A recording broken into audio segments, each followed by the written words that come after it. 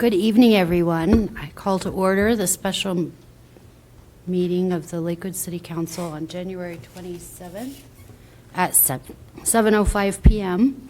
To connect with the council meeting online, please use one of the following links at lakewoodspeaks.org or lakewood.org/councilvideos. For online public comments, you may post comments of any length to lakewoodspeaks.org. That's our online forum for public comments that will be left open tonight through 10 a.m. tomorrow morning. Anyone who would like to address the city will be given the opportunity several times throughout the evening and 2 times on general public comment. Well, sorry, we can only speak once, but we divide it up within the meeting, so there are 2 segments of general public comment. Mr. Clerk, will you please start us off with the roll? Strom. Here. LeBure. Here. Ryan. Here. Mia Guerrero. Here. Charazai. Here. Sinks. Here. Cruz. Here. Lowe. Here. Nystrom. Here. Mayor Strom, you have a quorum. Thank you. If you're able to stand, I'd ask you now to please join us to do so for the Pledge of Allegiance and remain standing afterwards for a moment of silent prayer.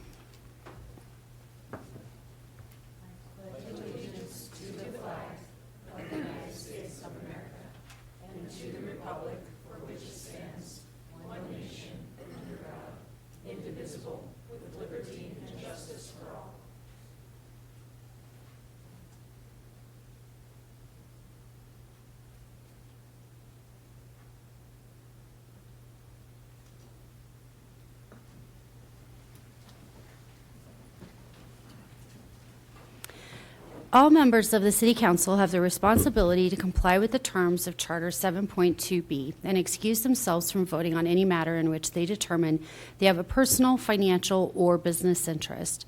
The City Council is empowered by Charter 7.2B to agree by unanimous vote, excluding the member at issue, to excuse any member of the Council from voting on a matter in which they determine such member has a personal, financial, or business interest.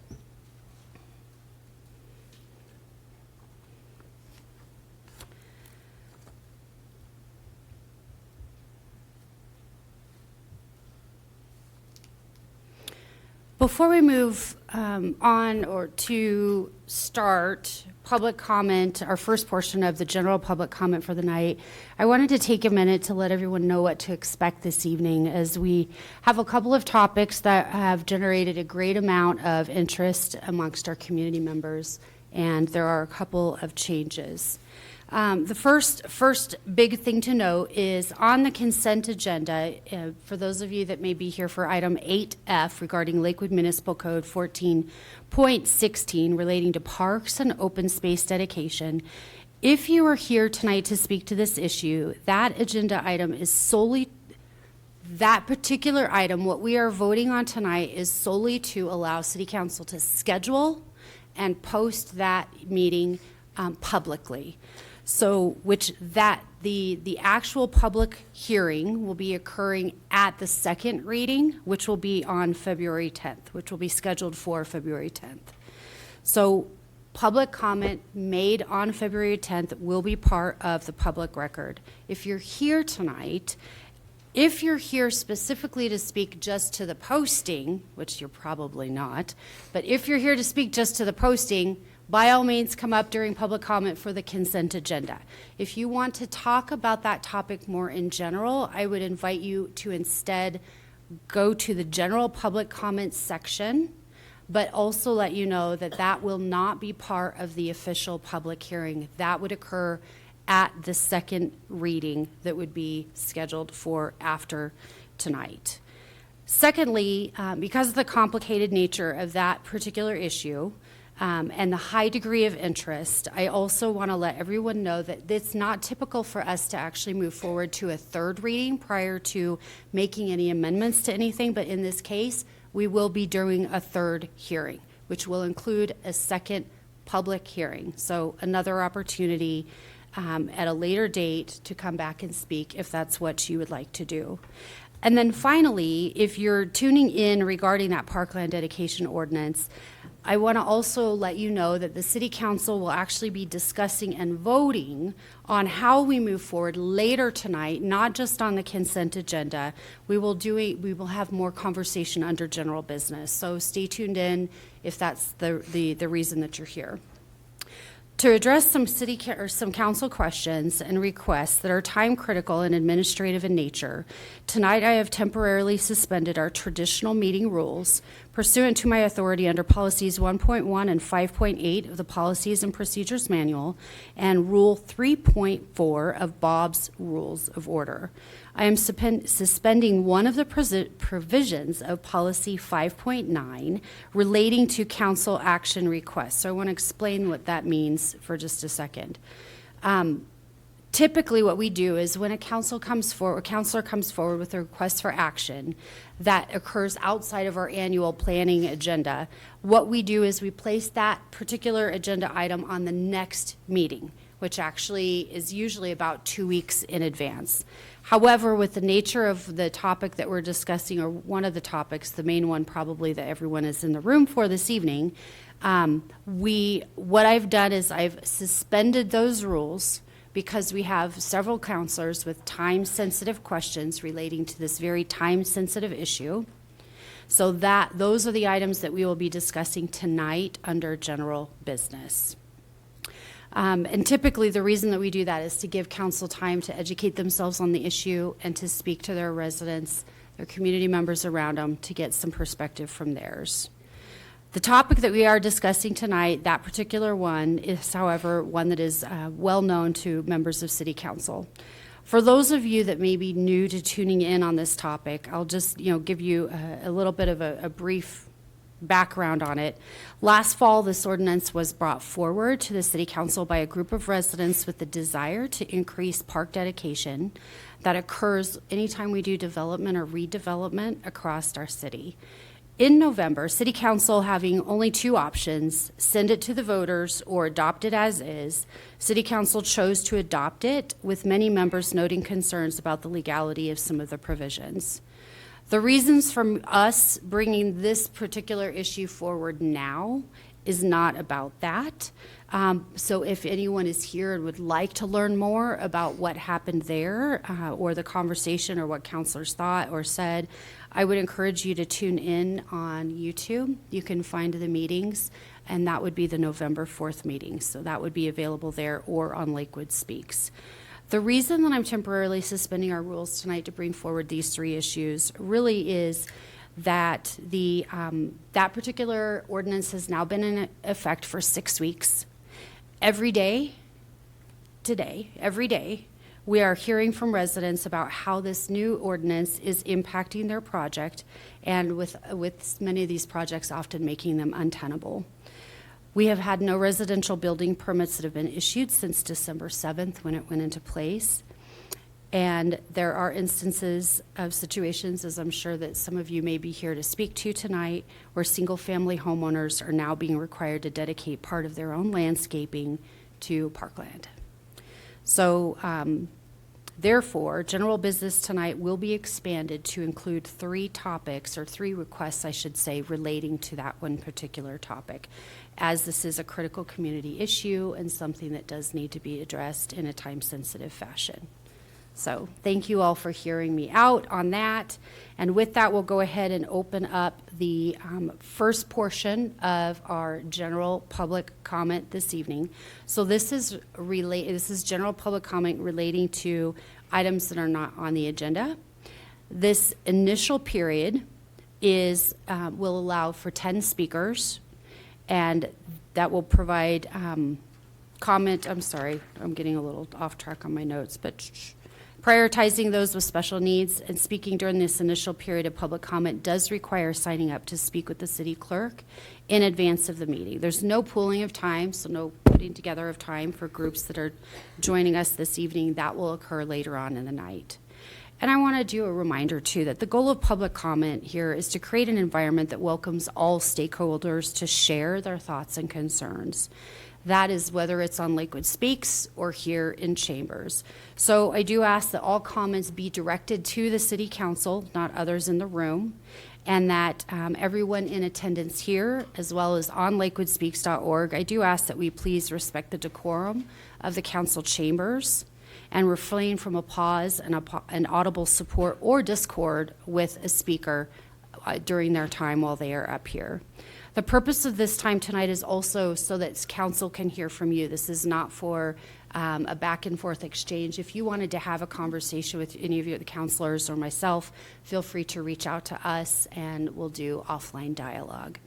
And with that, we'll go ahead. Anyone attending virtually can also do, or actually anyone virtually and or here in chambers, if you're sitting there and maybe feeling a little bit uncomfortable and coming up and speaking here into the microphone, you do also have the ability to put comments in on lakewoodspeaks.org. So you're welcome to do so even sitting here in chambers. So with that, we will go ahead and welcome our first group of speakers this evening. When you come up, if you do have any handouts, I'd ask you to get them to the city clerk and he'll distribute to counselors after the meeting this evening. Please come up and start with speaking your name and address, or name and ward, and you'll be allotted your 3 minutes for your remarks. With that, we'll start first with Sandy Weathers, then Bradley Bruce.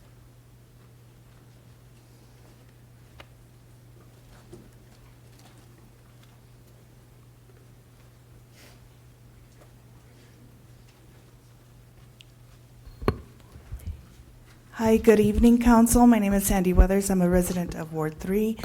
I wanted to provide some historical context for the Council and maybe for those watching at home as well. During my tenure here, I've witnessed 2 citizen initiatives go through. And these initiatives always claim to protect open space or protect the bees or protect the birds.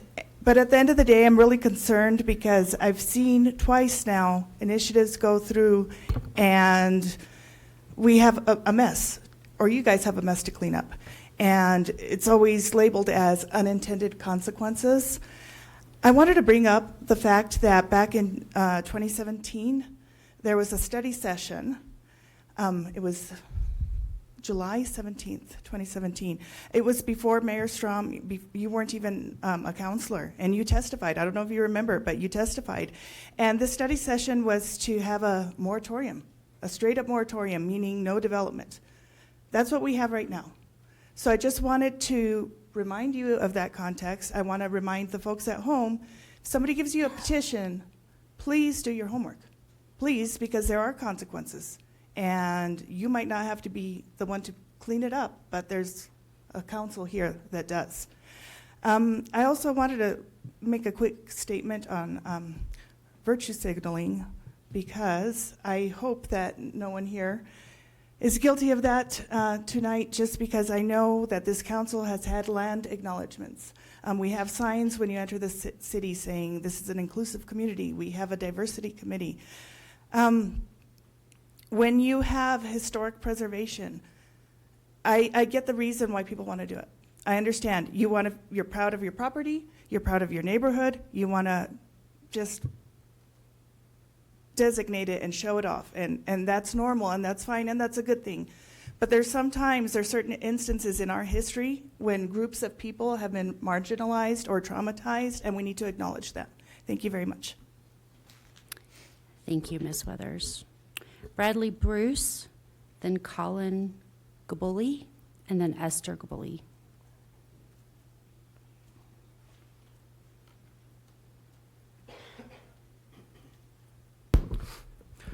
Hello, my name is Brad Bruce. I live in Ward 2. I'm here to ask the City Council to do 2 things. First, I would like the City Council to pass a resolution affirming State Law HB 23-1110 and announce that the city resources will not be used in any way to assist the Trump administration's deportation efforts.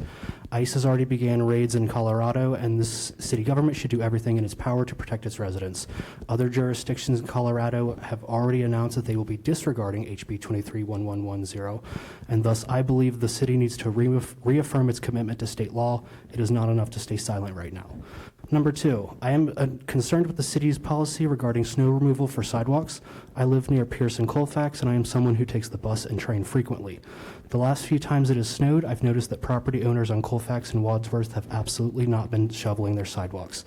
This makes navigating Lakewood incredibly difficult for anyone not fortunate enough to have access to a car. And the process of forcing residents to report uncleared sidewalks through Request Lakewood is frankly ridiculous. If the same process existed for cars and if roads were only cleared after someone reported an uncleared portion online, I would imagine the number of car crashes and angry people would be astronomical. Colfax, Wadsworth, Kipling, and other major arterial roads that go through Lakewood are not used only by people with cars, but everyone. Clearing only roadways when it snows but leaving it up to property owners to clear sidewalks is classist, car-centric policy, and it is unacceptable if the city ever expects residents to limit their time spent in a car, something that is good for the environment, public safety, and reducing noise pollution. The current process is completely broken. Yesterday, I decided I would try to help out for myself, and I shoveled sidewalks off Colfax for around the bus stops near my house for about 3 hours. In the process, I met 9 or 10 people who thanked me and told me they never see these sidewalks cleared. This is a policy failure, and I expect the city to do better for its most vulnerable people. I have some homework for you all. Tonight, on your drive home, take a glance at the sidewalk every couple minutes on these major roads and ask yourself if you'd feel safe walking on them, would you feel safe pushing a stroller on them, or would you feel safe walking with a cane or navigating on them with a wheelchair? Number 3, I'm also in support of repealing the anti-development parkland ordinance. Thank you. Thank you.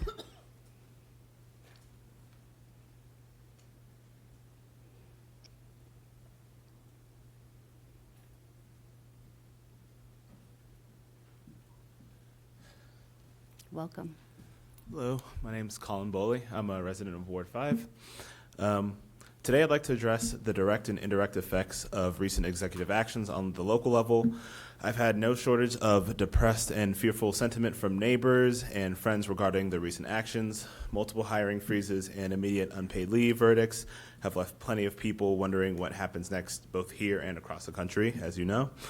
Further, we know that the overzealous deportation efforts are going to be increasing, and though per our state laws, there are some protections for people against being rounded up and shipped out, I'd like to know that our law enforcement locally isn't going to bend to the will of the current administration over constitutional state laws.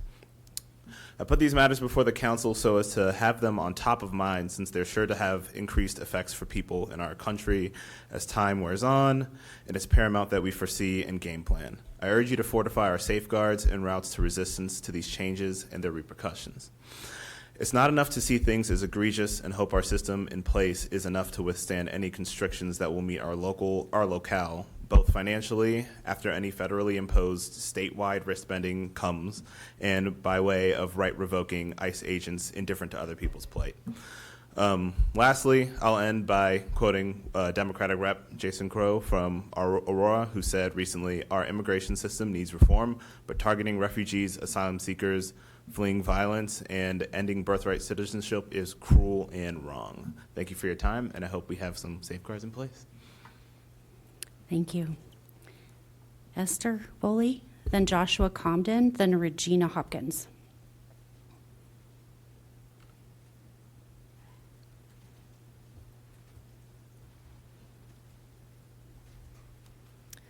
Hello, my name is Esther Bowley, and I'm a resident of Ward 5. I'm a psychologist working for a local community mental health center, and I'm here to speak about the current impact of the Trump administration. In the therapy room, it's common to talk about what's within and outside of our control. We can't control much in our environments, and we can't control what emotions emerge, but we can control how we respond to them. This is meant to empower individuals to develop a stronger sense of agency. That being said, our environment has such a strong correlation with our mental well-being, whether we have access to resources or feel safe in our neighborhoods. I serve a diverse range of individuals, from queer and trans clients who have already faced a myriad of barriers accessing care they need, who are now being scapegoated on a national level. I see clients, of all races, religions, and ages, single parents and college students who feel hopeless about their futures. Even clients who voted in favor of the current administration, and those on average who have more privilege, are struggling more and more with deep loneliness and disconnection. Regardless of opinions on specific political topics, and the current administration utilizes tactics of fear-mongering and scapegoating underprivileged groups, but these are tactics that hurt everybody. We know that having safe, connected communities is a fundamental pillar to not only mental health, but physical health and spiritual health. And we need our local governments to keep us protected from potential executive orders and mandates that erode the fabric of community. Similar to the discussions I have with my clients, I know that you don't have much control over what's happening on a federal level, but you do have control over your responses. You have the choice to comply with these things you may not even believe in or are not in the interest of those you represent. You also have the choice to hold those lines and boundaries and resist on behalf of us. We are counting on you and we need you. Thank you. Thank you.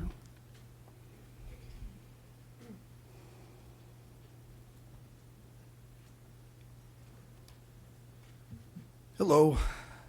Suppose for the sake of argument that there was a new anti-housing policy that was put in place. I know there are some thoughts that maybe you could, exempt single-family homes and but that would end up just being an apartment ban and basically just serving kind of the richer class of Lakewood.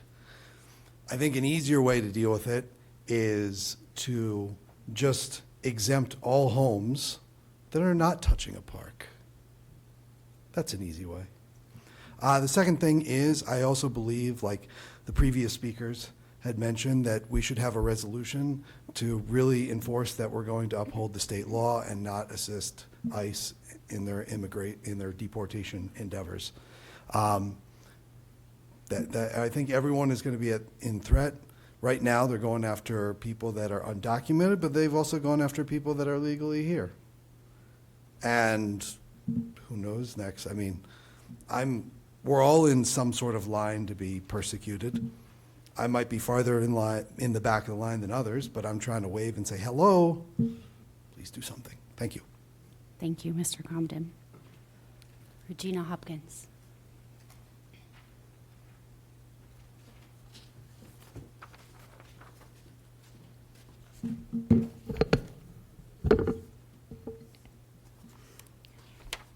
Regina Hopkins, Ward 5. Good evening, City Council and Mayor.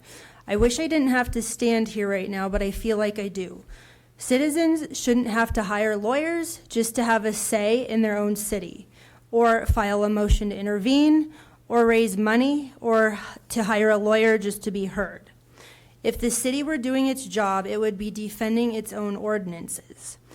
City Council, did you know that your actions are actively opposing my efforts to help you? I am part of Save Belmar Park. I should be on the same side as the city, defending the ordinance that protects our parkland, yet it's clear that the city isn't defending it at all. Instead, it has aligned itself with Kairoy. Someone at the city has directed the outside attorney, Jeff Blue, not to oppose the injunction that allows Kairoy to proceed, effectively abandoning the ordinance you are all meant to protect. And yet, there have been no public executive sessions on this. Who has made this decision? This isn't just about opposing me or Save Belmar Park. It's about opposing the very principles you were elected to represent. City attorneys acting from someone's direction, likely the city manager, have chosen to oppose our motion to intervene instead of standing up to Kairoy. How can you claim to be defending the ordinance while undermining the citizens fighting for it? We've been told time and time again that the people who have signed petitions to save open space didn't know what they were doing, or that the signature gatherers misled them. How many more times will you dismiss us like this? And how often are we told that Lakewood residents overwhelmingly want housing, while the voices of those who prioritize parkland and open space are ignored? The two are not mutually exclusive. When people are elected to office, they are supposed to represent all the people, not just developers or corporations. There is no obligation to support big money interests over the will of the community. Is there still a government of the people, by the people, for the people in Lakewood, Colorado? Corporations are not people. They are entities, legal constructs, not living, breathing beings. They have no souls, yet birds, reptiles, fish, and other wildlife, actual living inhabitants in the city, require representation too. Biodiversity isn't optional. It's essential for our survival. I implore you to restore a government that represents all its citizens and respects the balance between development and preservation. By choosing not to oppose this injunction, the city is clearly siding with development at the expense of its own community and environment. Right now, the voices on this council do not fairly represent the majority in our city. Thank you. And with that, we'll close the initial general public comment period. Will the clerk please read item 6 into the record? Item 6, R 2025-5, approving the community-supported Bear Creek Lake Park Plan to guide future operational and park improvement project priorities. Okay, thank you. And for this, we do have a staff presentation this evening. And I think I am handing over the baton to, to Jim Hasselgren, our Parks Manager. And Amber Till, Operations Manager, and Michaela Kaiser, our Senior Associate from DHM. Welcome. Thank you. Good evening, Mayor and members of City Council. I am Jim Hasselgren, as Mayor Strom said, the Park Manager for Community Resources in the City of Lakewood. We want to thank you for joining us to learn more about the Bear Creek Lake Park Plan, and presenting with me today. Thank you. Presenting with me today, again, as Mayor Strom said, Amber Thill, Lakewood's Operations Manager, Michaela Kaiser, Senior Associate from DHM Design, and Brad Kanowski, Lakewood Landscape Architect. The Community Resources Department respectfully requests City Council adoption of the Bear Creek Lake Park Plan to chart a course for the future of the popular regional destination in Lakewood. Following an 18-month community-inspired, thanks, Brad. Following an 18-month community-inspired process, the following presentation will provide an overview of that plan. So as a recommendation of the department's strategic plan, Imagine Tomorrow in August of 2023, Community Resources embarked on a land use planning effort to update the previous 2012 Bear Creek Lake Park Master Plan. Following a competitive bid process, the department selected DHM Design and their team to engage the community, conduct an environmental inventory and assessment, determine future land uses, ensure sustainable site design, and develop a plan to guide future investment. Most importantly, however, the project team wanted to honor the mission of the park around environmental education and stewardship of the park's natural resources with educational programs available for visitors of all ages and abilities. At this time, I'd like to introduce Amber Till, Operations Manager for the City of Lakewood. I won't be able to see otherwise. Okay, I'm going to talk a little bit about our community engagement process. This slide, you can see the participation highlights that we had as part of this plan. Looking at the word cloud on the left, which is from early on in the planning process in 2023, you can see everyone loves everything at Bear Creek Lake Park, which wasn't really that surprising to us. We heard a lot of comments about, well, I like it the way it is. I love everything about it. You know, don't change this. Well, you could add these little components. So anyway, that's what we were after. And it was a really community-inspired planning process that began in August of 2023. It included 2 park visitor surveys, 2 open house events. We had a really engaged, wonderful stakeholder group that met with us 4 times with the project team and also really helped disseminate information and make sure that their networks were involved in the planning effort. We had pop-up events in the park with popsicles and ice cream because bribes are always important. We had bilingual signage with QR codes so people could easily scan and share their feedback. We shared information on all city channels. And every time we had an open house at the visitor center, and many of you were there, we made sure that s'mores were available at the fire pit after. We would love, if you haven't already, for the folks here tonight and for City Council to review our plan project engagement page, which is lakewoodtogether.org/Bear Creek Plan. And on that page, you can learn more about the planning process and review the great ideas we heard and all the comments that were brought about as we went through this planning effort.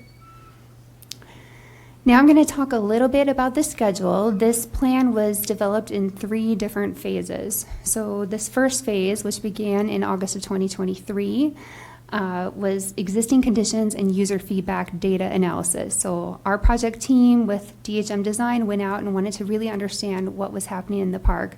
And then we spoke to users initially just about, what do you love? What don't you love? What don't you want to change? What do you want to change? What could be improved?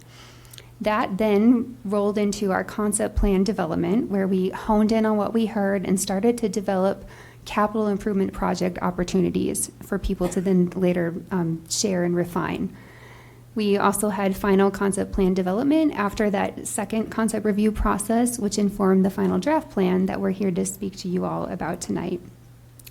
Each open house also had an online opportunity, so if you couldn't make the open house, you could participate online as if you were there, and that was a really exciting component of this project. And then the second open house had what we thought was a pretty fun budgeting exercise, where we, picture your Monopoly money. Folks came in, we gave you $100 in Monopoly money.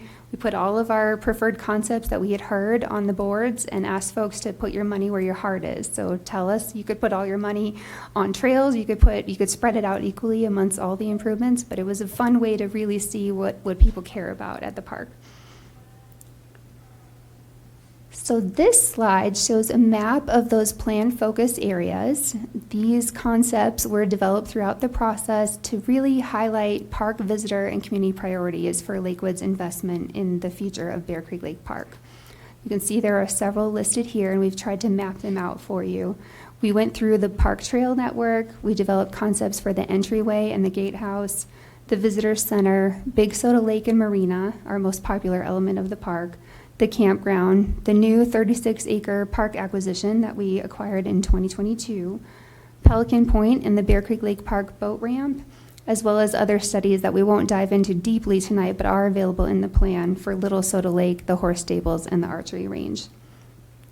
Another thing that I wanted to mention that was really important to this plan was we made sure that the plan focused areas were developed to minimize impacts on known natural resources in the park.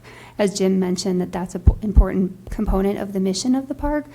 And so this environmental study allows us to have a good base plan for when we bring these individual projects forward. We have a good idea of what environmental or further impact, mitigation impacts we would need to consider. And with that, I'm going to hand it over to Michaela, the Senior Associate from DHM Design, to talk a little bit about these concept areas. So as Amber mentioned, we're going to walk through some of these individually. So the first one here is the trails plan. So throughout Bear Creek Lake Park, there are approximately 15 miles of trails and 6 miles of paved trails. So 15 miles of soft surface and 6 miles of those paved trails. And so part of the operations and maintenance of these existing trails is to help repair the safety of those with repairs to concrete settling and cracking. Also for the soft surface, repairing ruts, mowing, maintaining those trail edges. And then you'll see there are on the north side of the site, an existing ditch trail to be formalized. So this is an existing trail on site that would be formalized in coordination with the ditch company, and additional trail improvements and new trails proposed at the 36-acre parcel and then around Big Soda Lake itself. You'll also see on this plan that there are 2 possible bridge crossings proposed to help with some of the trail safety and crossings, and those would all be in coordination with the Army Corps of Engineers. The park entrance and gatehouse. This is on the north side of the park and is the only entrance into the park itself. And there was a plan and a traffic study that was recommended, including revising the curvature of the entrance road to be less sharp, to help with vehicles maneuvering into and out of the park. As you all, I'm sure, are aware, it's not just your standard vehicle that's coming into this area. It's also your campers, some RVs that are utilizing the campground area, boats and trailers. Extending that dual entrance lane to accommodate additional queuing for vehicles to help alleviate some of the congestion that happens on Morrison Road, and also incorporating a new automatic gate entrance for those annual pass users so that they can help bypass and speed up the traffic going through the gatehouse itself. And then on the south side, with some new striping and road widening, a new bike lane for two-way traffic to help with increased pedestrian and bike safety crossing at the gatehouse itself. I keep wanting to click. The visitor center is the main hub for park staff, office space, and educational programming. And the proposed renovation to the building incorporates some expanded wings to the main building for additional office space and areas for educational and interpretive opportunities for that educational programming that happens within the park. And storage and office space and the staff needs. So one of the other considerations at the visitor center itself is the parking on the north side. The existing parking lot would be converted to a staff-only parking lot with additional visitor for standard and oversized to the south side with the drop-off loop and entrance remaining the same. The overall theme at the park's busiest amenity is to address deferred maintenance, and this is at Big Soda Lake and the marina. So looking at enhancing and addressing the deferred maintenance at the restrooms, the concession-operated buildings, the marina, providing some new vault toilets at the marina for queuing and having people have that additional amenity. In terms of additional site amenities, shelters, paddleboard power stations, expanded beaches, and shade and stabilizing the shoreline, and with also the expansion of some beach area to help disperse visitors at Big Soda Lake itself. There are also, not pictured on this screen, some minor improvements proposed at Little Soda Lake, which is just to the west of here, including some improved access, shade, and a new vault toilet.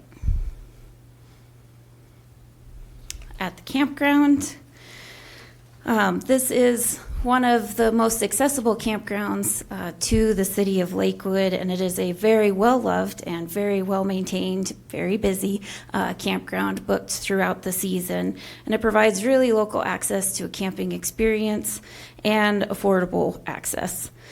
Current improvements proposed at the campground include improving in place the existing campsites, particularly on the north side of the site, improving the camp group loop, and in the future, incorporating a new bunkhouse for some of the first-time campers or people who are there with their larger groups, and also improving the entrance location, which you see on the northwest side of the site.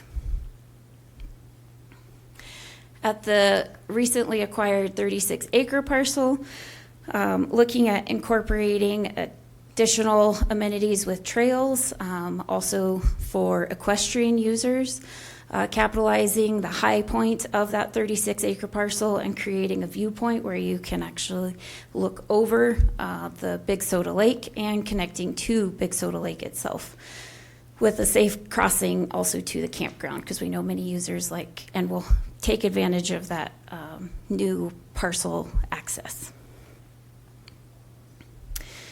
At Pelican Point, so we're now over at Bear Creek Reservoir, east side of the park here.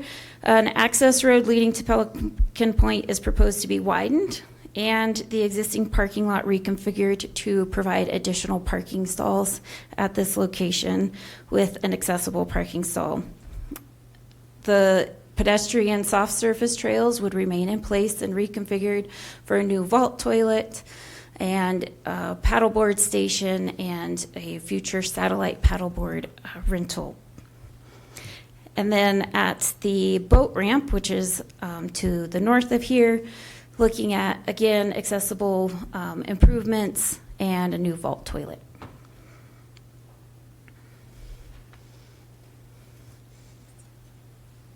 Thank you, Michaela. Now we're going to transition over to operations. The Bear Creek Lake Park Master Plan was a land use plan. The scope of the project was to really talk about park improvements and capital opportunities for the next 10 to 20 years. But organically, as part of the process and with all of our involved park users and stakeholders, operational suggestions and impactful ideas came forth. Some of those ideas included modeling different pricing during holidays and summer peak use, improvements to the entry of the park capacity management strategies, project phasing, and partnerships for plan implementation, because we really want this plan to be able to not sit on a shelf, and we want to move forward and start chipping away. I also added to this slide a map of the ownership parcels of Bear Creek Lake Park for those who are not aware that Bear Creek Lake Park is a flood control project of the U.S. Army Corps of Engineers.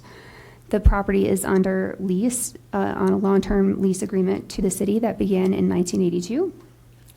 The Army Corps is therefore an important stakeholder in future planning efforts for the park, and per the lease agreement, they need to approve both the master plan document and also any projects that occur on Army Corps property, which you can see on this slide defined in the lighter green color.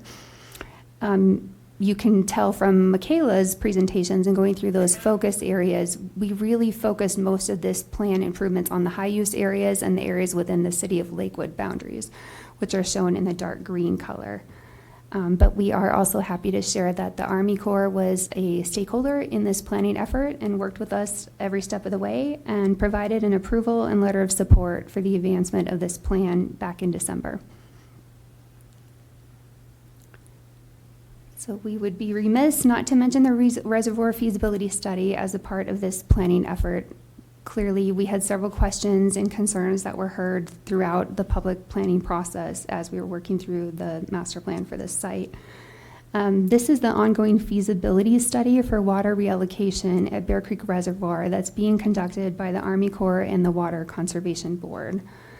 City staff are continuing to be committed to sharing information as we have it available regarding this ongoing study.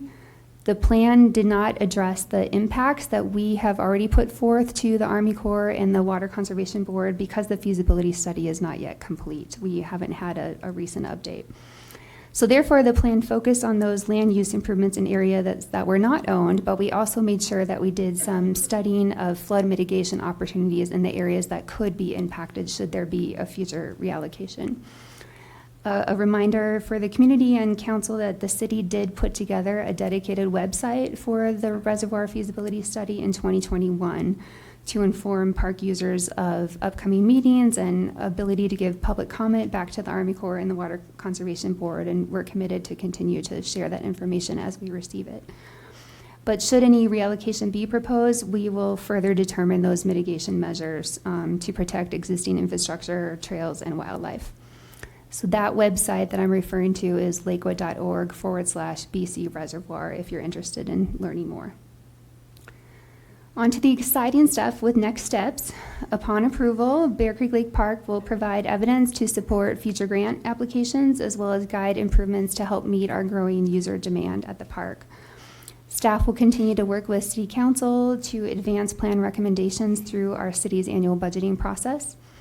And with that, we're excited to announce that we were just awarded a $536,000 grant from our friends at Jeffco Open Space. That does have a 50% match requirement, which we had included in the last budget cycle in the Open Space Fund. These funds will be used for trail improvements at the popular Bear Creek Trail, which is the concrete trail in the park, as well as soft surface trail improvements in partnership with the Colorado Mountain Bike Association on the north side of the park. So working on those partnerships and leveraging as where we can to get this plan moving forward. Staff will also work to advance improvements to the main park entry in partnership with CDOT and continue to pursue conversations regarding utility advancements to better serve the park with water and wastewater infrastructure in the future. So we wanted to extend a thank you to City Council for your ongoing support, Lakewood residents, park visitors, and stakeholders for taking the time to share what they loved about Bear Creek Lake Park through this 18-month planning effort. It was so much fun to understand their hopes for the future, and we hope that this plan will position the park for enjoyment for many years to come. So that being said, you have all 4 of us up here. Please let us know if you have any questions. We'd be happy to answer them. Thank you. Very exciting. First stand up tonight is Mayor Pro Tem Sharazai. Yes, thank you. Great presentation. Appreciate just the visuals and all the detail that went into it, and how much stakeholding went into the community. I know in my household in the summer, you can find us paddleboarding on most Sundays. We've camped in the yurt. We've used the equestrian activities, the hiking trails. So we do recognize what a gem this is. A couple of comments and then 2 questions for you. So the park entrance enhancements, glad to see this as a priority. It helps not only for the enjoyment of the park, but I think this was mentioned, just there is a safety issue. You can see on most weekends how this spills over. So glad to see that priority. I would love to signal and exciting news on the recent securing of that grant, but there's a lot of trail maintenance work happening, and would love to see considerations for contracts with youth and conservation corps. So not only are we advancing community's commitment to our parks and open spaces, but also we're helping to support workforce readiness. And I know a lot of those contracts already exist, but would love to see as much of that as possible going in this space. My first question is just the 50-year contract with the Army Corps of Engineers. 1982, do that math, it's not that far. So how, I understand that we're prioritizing work on the property that we own, but have those conversations started? Do we know what a renewal in that contract would look like? We can get back to you on that, Counselor. Like I mentioned, the Army Corps has been part of this project, and we have continued ongoing conversations with them. I don't think that there's any concern that there wouldn't be a lease extension, but we can get you back more detailed information if you'd like. Jim, is there anything you want to add to that? No, I would agree with that. I think both parties are very happy with the arrangement, and it's working out well. Wonderful. And then my last question is just on page 16 of your study.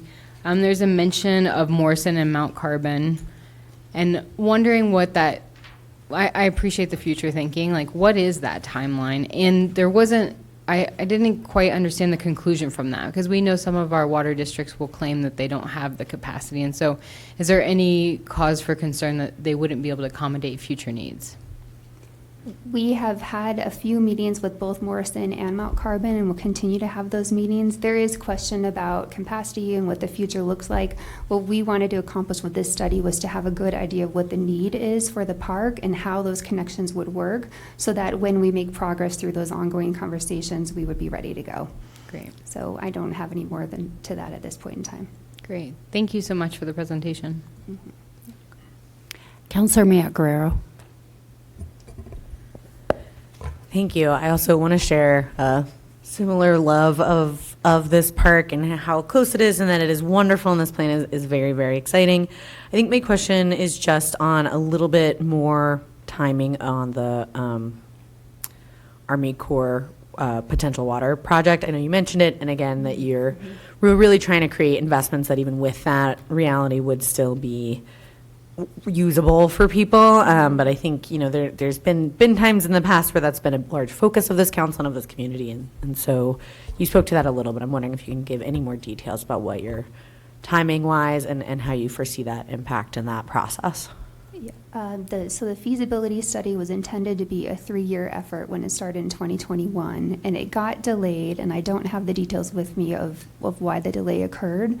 I believe that their current focus, this is the Army Corps and the Water Conservation Board, is to really get with those water providers and better understand the need, which they will then use to further influence and close out the rest of the feasibility study. And then at that point in time, we would have more information.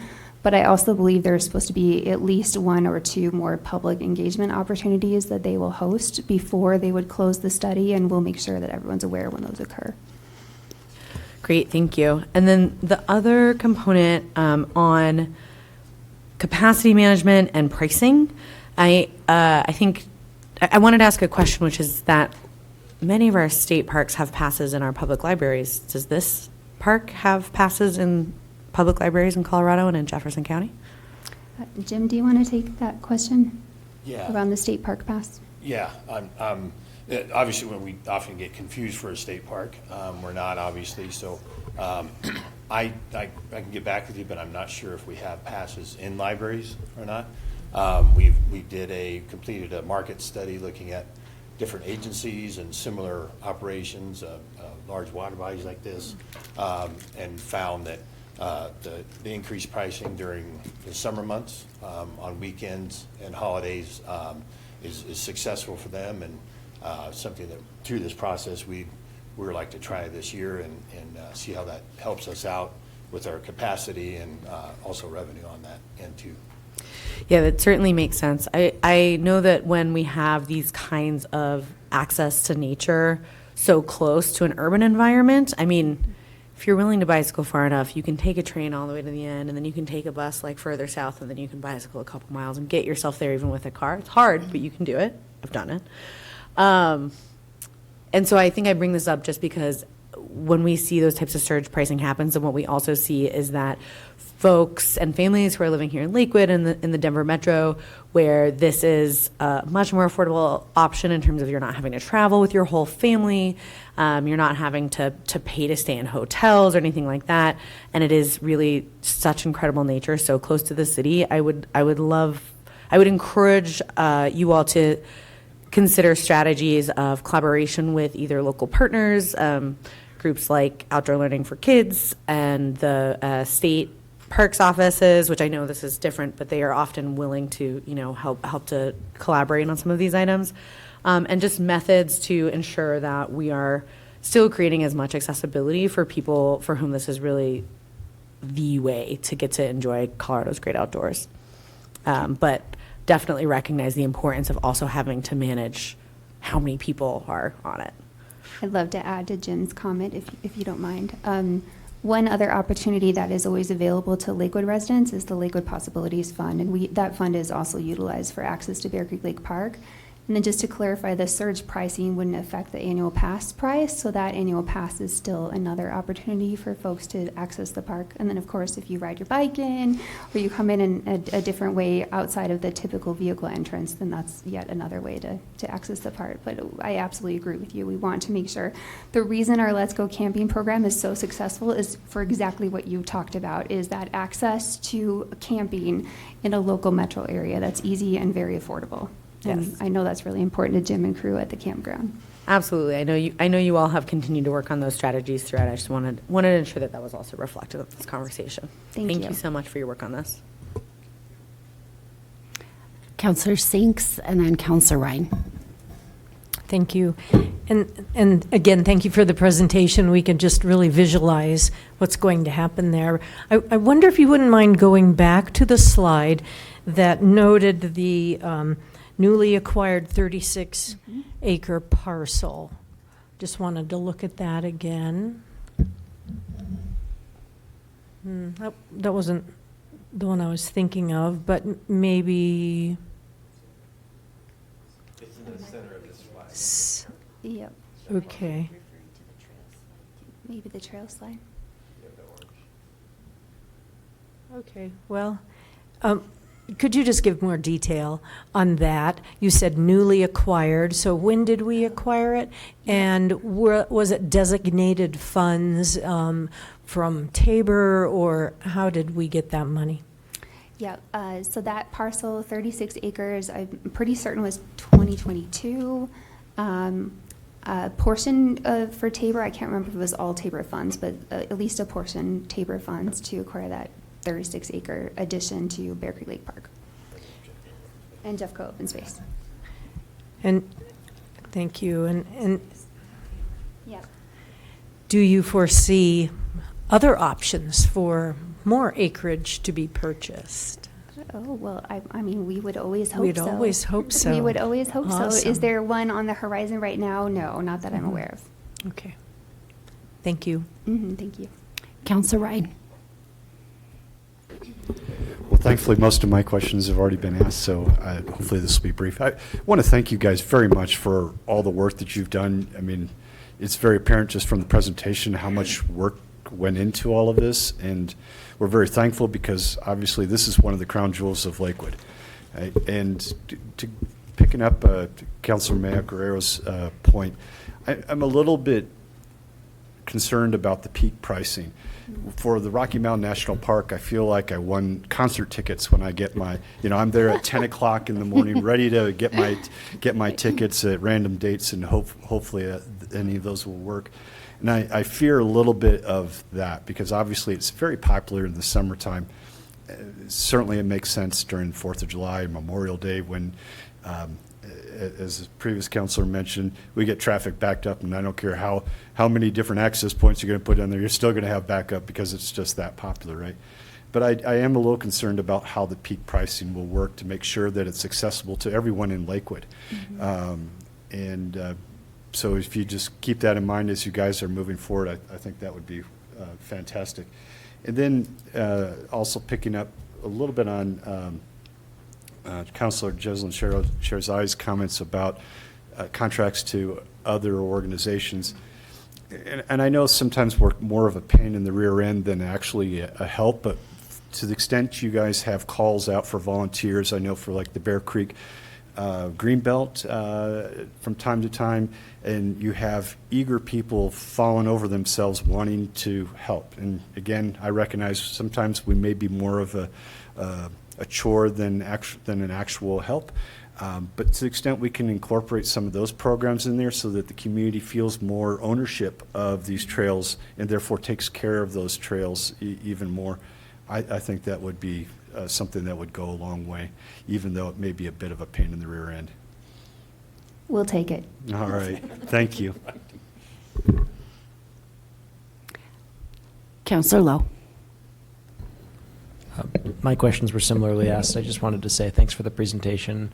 My husband and I really did see Bear Creek Lake Park as a lifeline during COVID. We took many sort of walks to just get out and enjoy nature and get out on those trails. There's this incredible walk you can take that goes for it's like a 4-mile loop that you can take.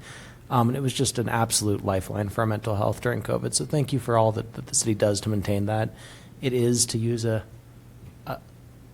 overused but perfect phrase, a crown jewel for Lakewood, and I'm grateful that you all have a plan to keep it maintained and keep it as a community resource, because we certainly really appreciated it, and I know many thousands in the city do as well. So thank you. Thank you. And that would be our last hand up for the evening. So thank you very much for all of the work and the presentation tonight. We're very excited to see how this plays out. So thank you so much. Thank you, Mayor. Thank you very much. Mr. Robb, I might have been a little eager in introducing our presenters tonight. Did you officially read that one into the record? Yes, I did, Mayor. Okay. Thank you. I don't have anyone signed up to speak on this. Was there anyone in the audience that would like to speak on this particular item? Okay, then we will move forward. May I have a motion, please? Mayor, I move for the adoption of Resolution 2025-5. Second. All right, we have a motion and a second. And with that, do we have any other questions, dialogue? Oh, go ahead and cast our votes.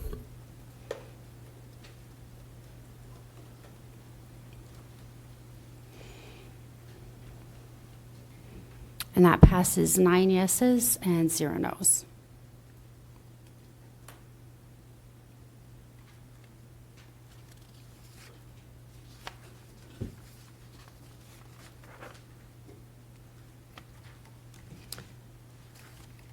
Now, on to the consent agenda.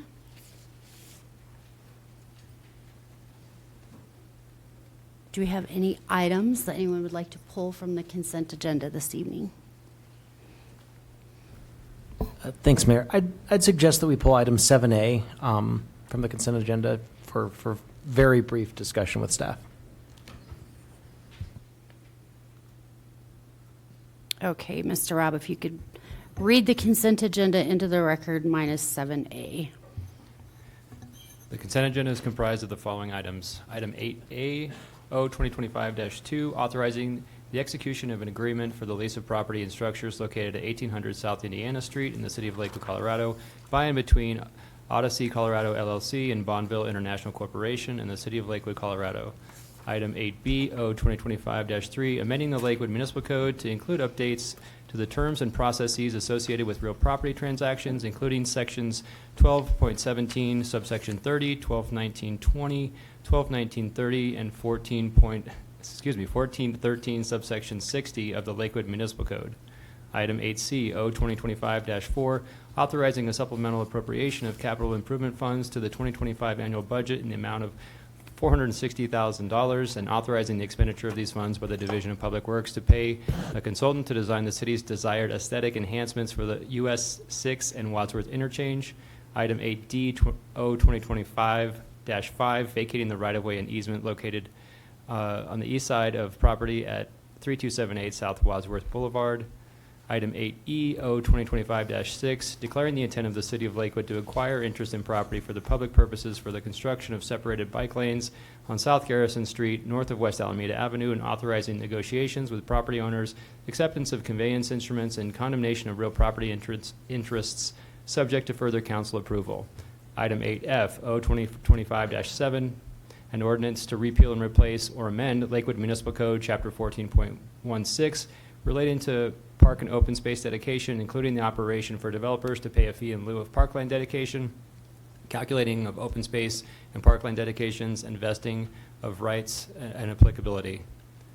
Item 9, approving city council minutes, special meeting minutes, October 21st, 2024, regular city council meeting, October 28th, 2024. Thank you. Thank you. May I have a motion, please? Mayor Strom, I move for the approval of the city council meetings, order all ordinances introduced on first reading to be published in the Denver Post with public hearing set for the date included in the ordinance, all of which are included in the consent agenda items introduced into the record by the city clerk. Second.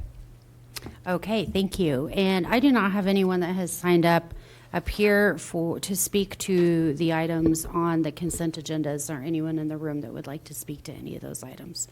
Okay, Mr. Bruce, you can sign in. We'll have you sign in on your way out of speaking. How's that?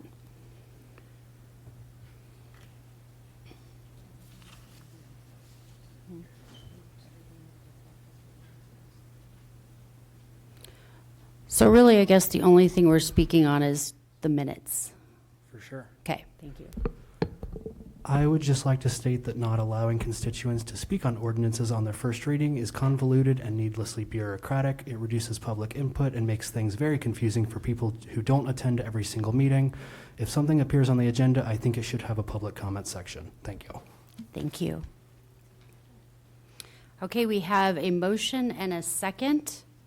And with that, we'll go ahead and cast our votes.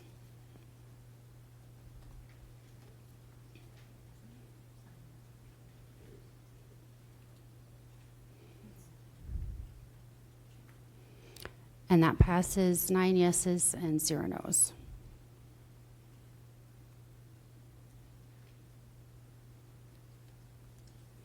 Mr. Webb, will you please read item 10 into the record? Or 7A, right? The one that was removed? Okay, we can go. Unless In the past, we've done the other one after. Oh, But totally. since we've got staff, we know we have questions, why don't we go ahead and do 7A? Okay. Item 7A, R 2025-6, establishing residential dwelling allocations for 2025 and assigning allocations to pools pursuant to Chapter 14.27 of the Lakewood Municipal Code. Okay, thank you. Counselor? Yes, thank you, Mayor. I wanted to keep this brief, but I do think there are some folks in the community that might have a couple questions about this one, so I just wanted to invite Mr. Parker to come up to speak to this one briefly. So, Mr. Parker, I mean, I think there's some folks in the community that don't have, so you laid out very clearly in the memo, part of what's going on here is per state law, this is being sunsetted out this year, so this is the last time we're doing these allocations. I think some folks that don't have all the background that you have on this look at this and they say, gosh, why did you assign all of these to the open pool and nothing to the affordable or the hardship pool? Don't you care about affordable or hardship housing allocations? Now, I know from doing this last year that that's not what the city is thinking here, that there's a very good reason why we haven't assigned any to the affordable or hardship pool. But could you do a voiceover for folks in the community that might wonder about that? Sure.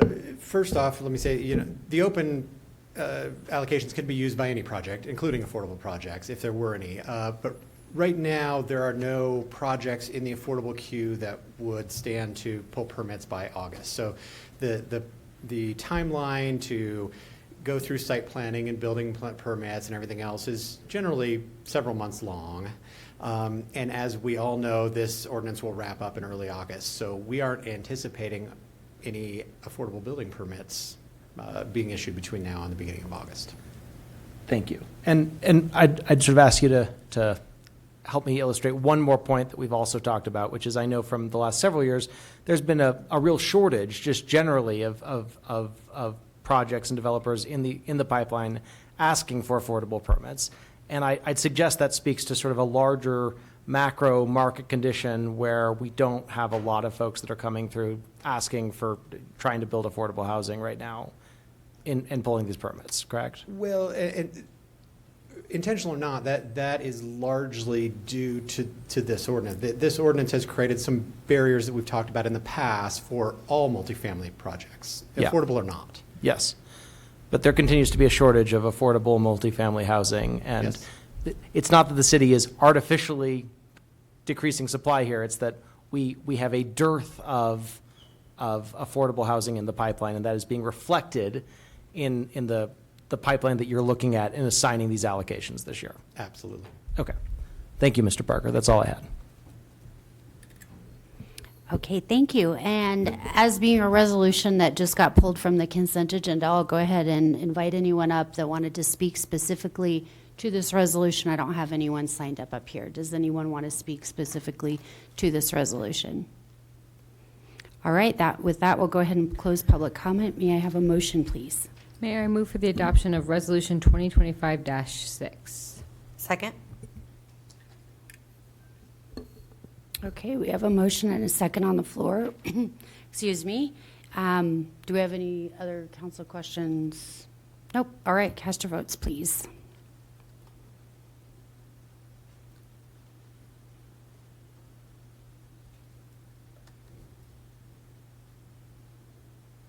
And that passes 9 yeses and 0 noes. Will the clerk please read item 10 into the record? Item 10, O 2025-1, second reading and public hearing, designating the structure located at 1801 Glendale Drive, City of Lakewood, County of Jefferson, State of Colorado, as a local landmark.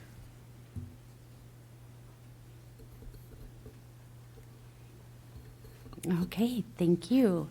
And we do have a presentation this evening on this topic. And with that, do we, Matthew Soibert, call you up to the stand?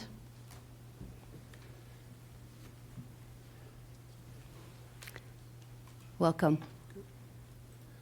Thank you. Good evening. I'm Matthew Soibert. I'm the staff to the Historic Preservation Commission, and this is the application for local designation for landmark for 1801 Glendale Drive in the Glen Creighton subdivision.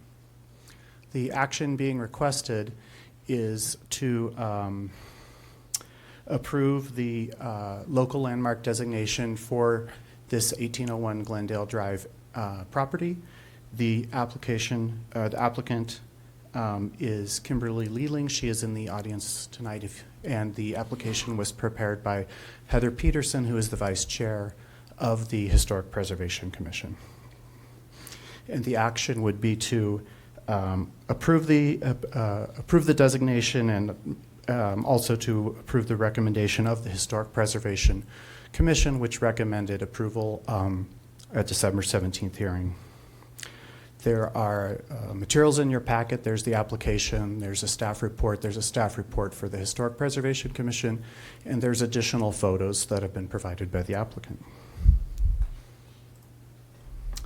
So 1801 Glendale Drive is a Tudor Revival home in the Glen Creighton neighborhood. This is a view of the front of the property. It is located at the Y intersection of Glendale Drive, which is on the right of your screen, and Glen Eyre Drive, which is on the left of your screen.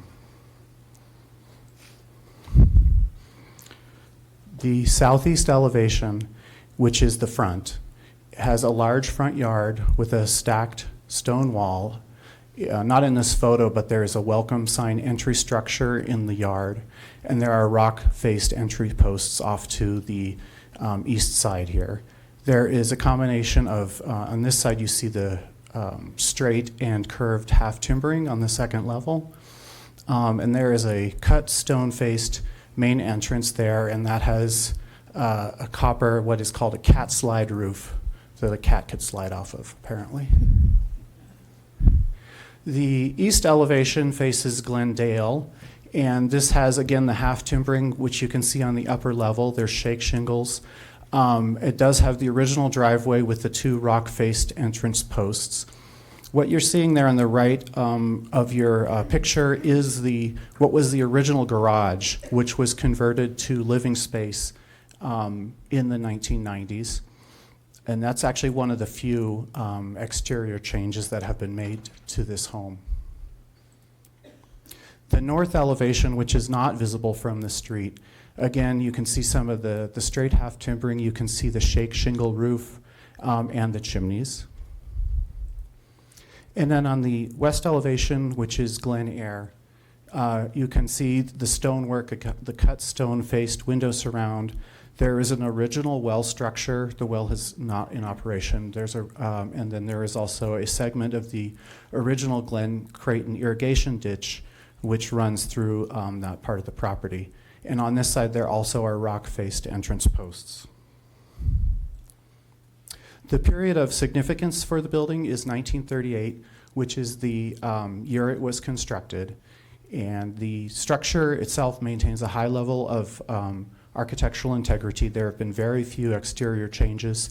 I did mention the garage conversion of the original garage to living space, but it retains a high level of its original architectural integrity. And a summary of the Historic Preservation Commission hearing and recommendation. So the hearing was held as required by ordinance on December 17th.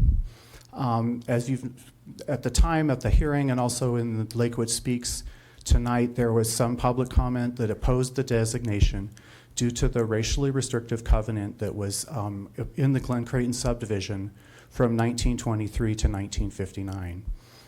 The covenant was repealed by Glen Creighton landowners in 1959, and that was also the year the state passed its Fair Housing Act, which invalidated such covenants. I do wish to point out that the application is for the individual home. It's not for the district, it's not for the subdivision. So the review criteria which is proposed by the applicant and which is reviewed by staff is review criteria C, and that pertains to the building architecture and not to the history of the subdivision. The commission heard this comment on December 17th and considered the staff report and recommendations and voted 6-0 that the application did meet criteria C and recommended approval to City Council. Vice Chair Peterson recused herself as she had helped prepare the application. And just criteria C, which is the review criteria under consideration per the zoning ordinance, is that it embodies the distinctive characteristics of a type, period, or method of construction, or represents the work of a master, or possesses high artistic values, or represents a significant and distinguishable entity whose components may lack individual distinction. The building itself is a very good example of a Tudor Revival style house that was constructed in 1938. It retains many character-defining features, including the gable and hip roofs, brick and stucco exterior with curved and straight half timbering, and a cut stone accents and other exterior features. The action again requested is to approve the local landmark designation nomination resonating the structure addressed as 1801 Glendale Drive as a local Lakewood landmark. The applicant, Heather Peterson, is here and she has a presentation. So she will be next, unless you have questions from myself. The owner, Kimberly Leeling, is also in attendance. She does not have a presentation prepared, but she is here if you have any questions about the particulars of the home. Thank you. Thank you, Mr. Soibert.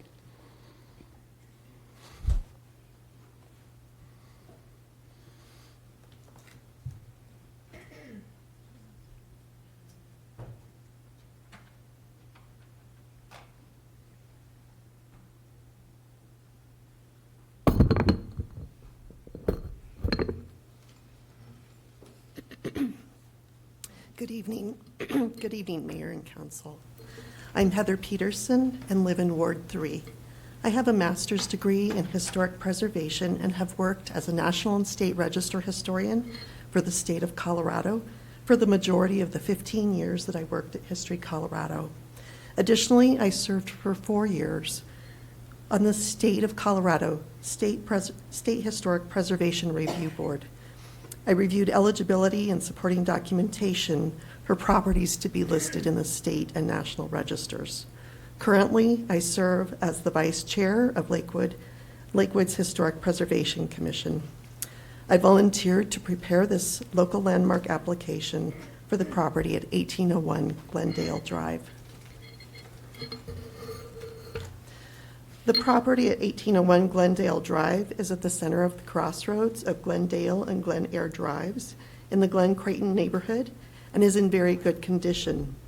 This house is locally significant under Criterion C for architecture as a very good example of the Tudor Revival style house.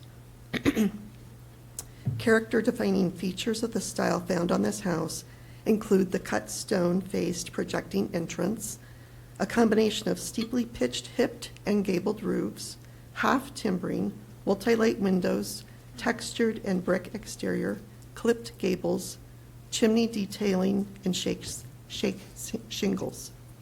Interior features include original tile windowsills, exposed beams, and arched doorways that all contribute to the overall feel of the Tudor Revival style residence. Keeping with the Tudor Revival character-defining asymmetrical features, the upper level contains patterns of curved half timbering along with straight half timbering. An architect or builder has not been identified in association with the house. However, it was constructed prior to the City of Lakewood's incorporation, and neither the construction records nor building permits were found for the house in the county records. Although there are several other Tudor Revival style houses in the Glen Creighton neighborhood, this is one of only a few that has minor alterations and the only one that incorporates stone in its design features. The period of significance is 1938, the year the house was constructed.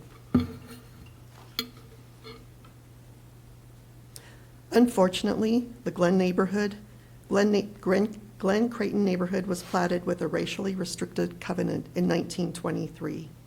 Sadly, covenants such as these were widespread across the nation as early as the 1910s and continued into the 1950s. Colorado and Jefferson County were not immune to this.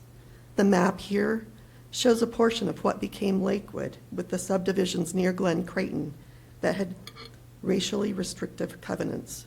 These are shaded in red. Several were adjacent to the Glen Creighton neighborhood.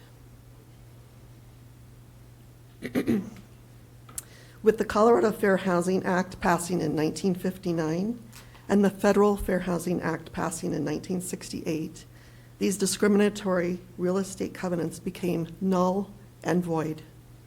History provides us many educational opportunities. One of the most important lessons is to not repeat the wrongdoings, or the injustices that came before us. Although these laws do not erase the past, the fair housing laws prevent these types of covenants from being repeated. Jefferson County has added a stamp to all documents with race-based language that reflect that such covenants may be prohibited, and it's shown in that slide.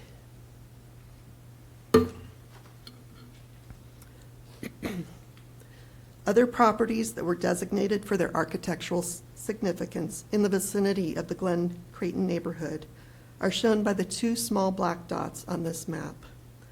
The one to the west of the Glen Creighton neighborhood is the National Register listed Davies Chuckwagon Diner. And the one to the south is the Lacey House that was locally landmarked by the city of Lakewood in 2019. Both of these properties are in neighborhoods that had racially restrictive covenants.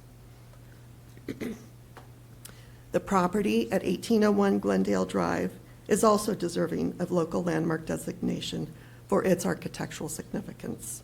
The house maintains a high degree of integrity with regard to location, feeling, association, materials, setting, design, and workmanship.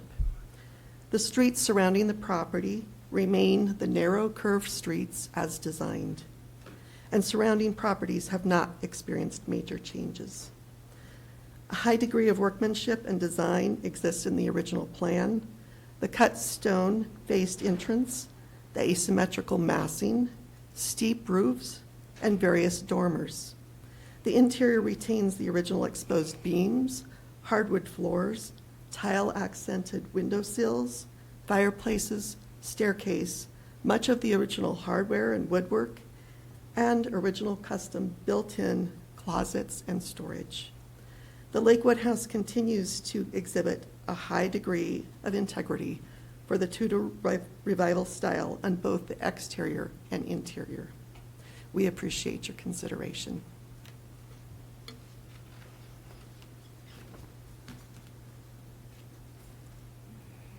Thank you very much for your presentation. Council, do we have any questions?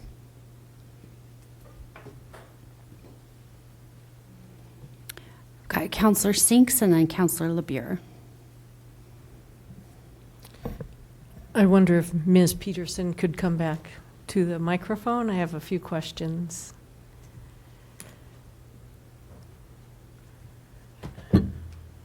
So, thank you for your expertise and for serving, and thank you in advance for educating me on some of this. So, I note the 1990 detached garage. Mm-hmm.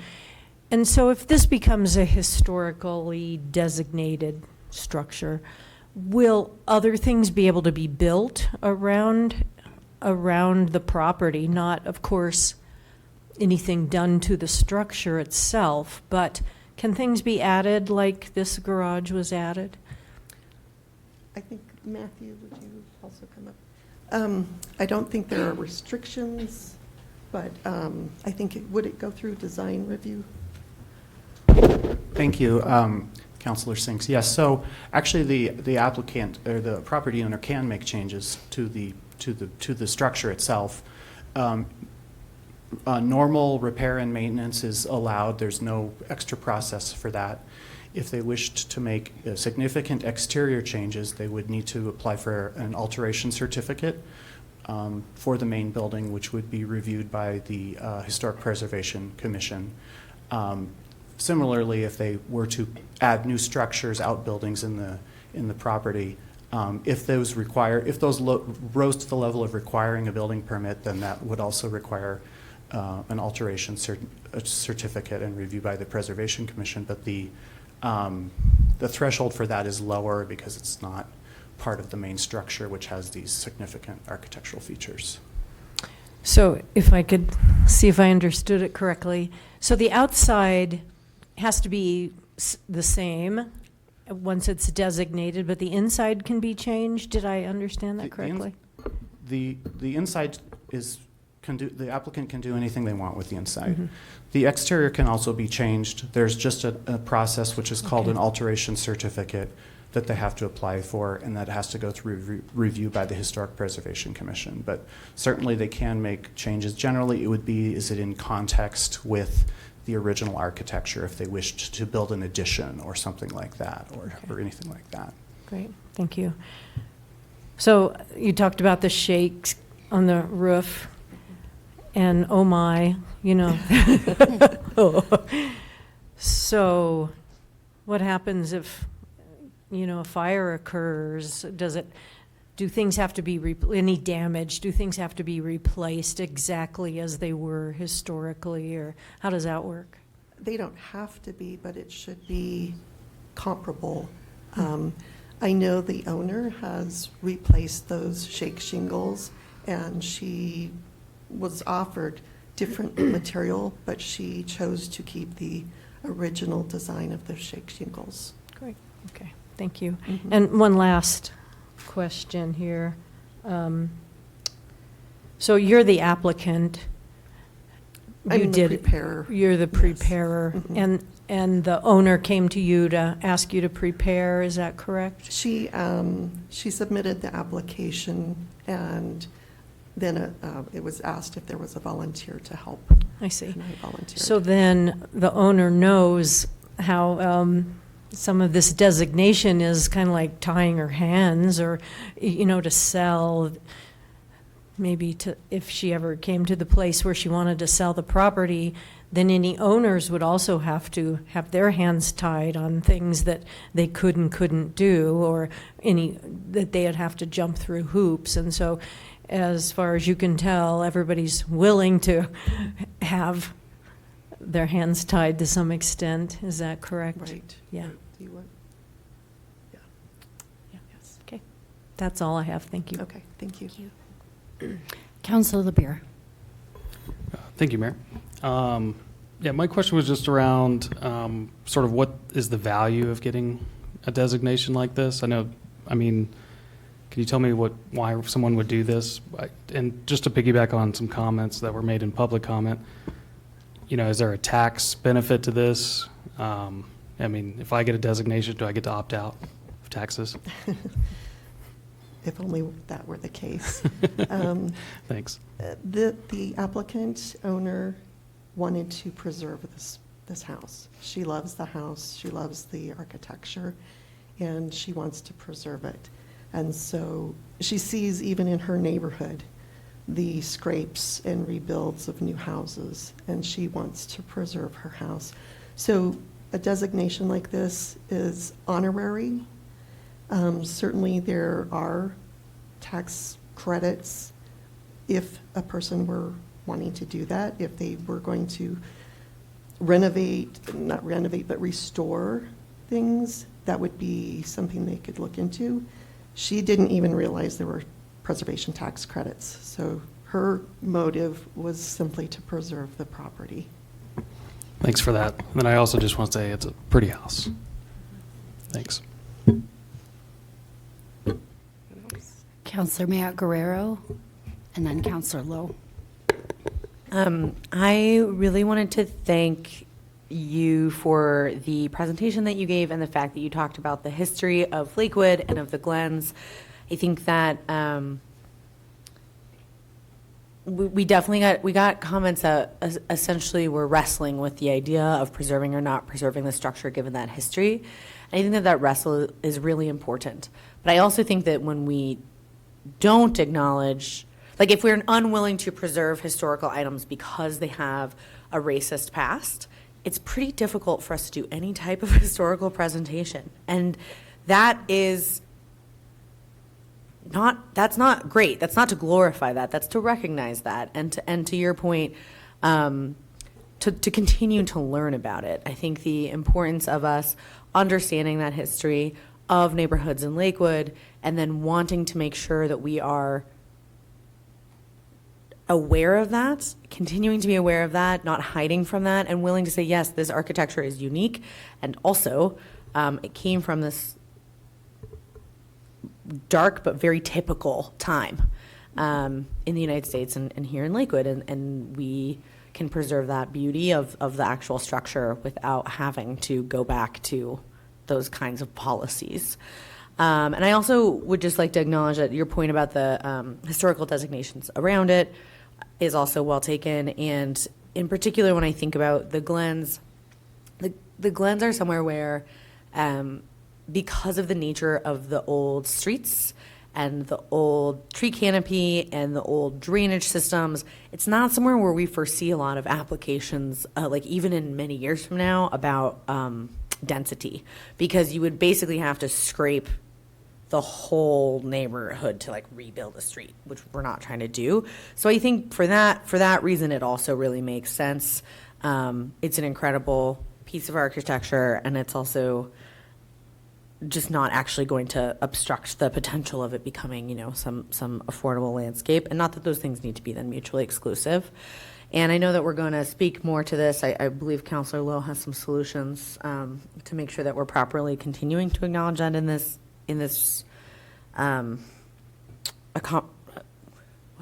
designation. Sorry.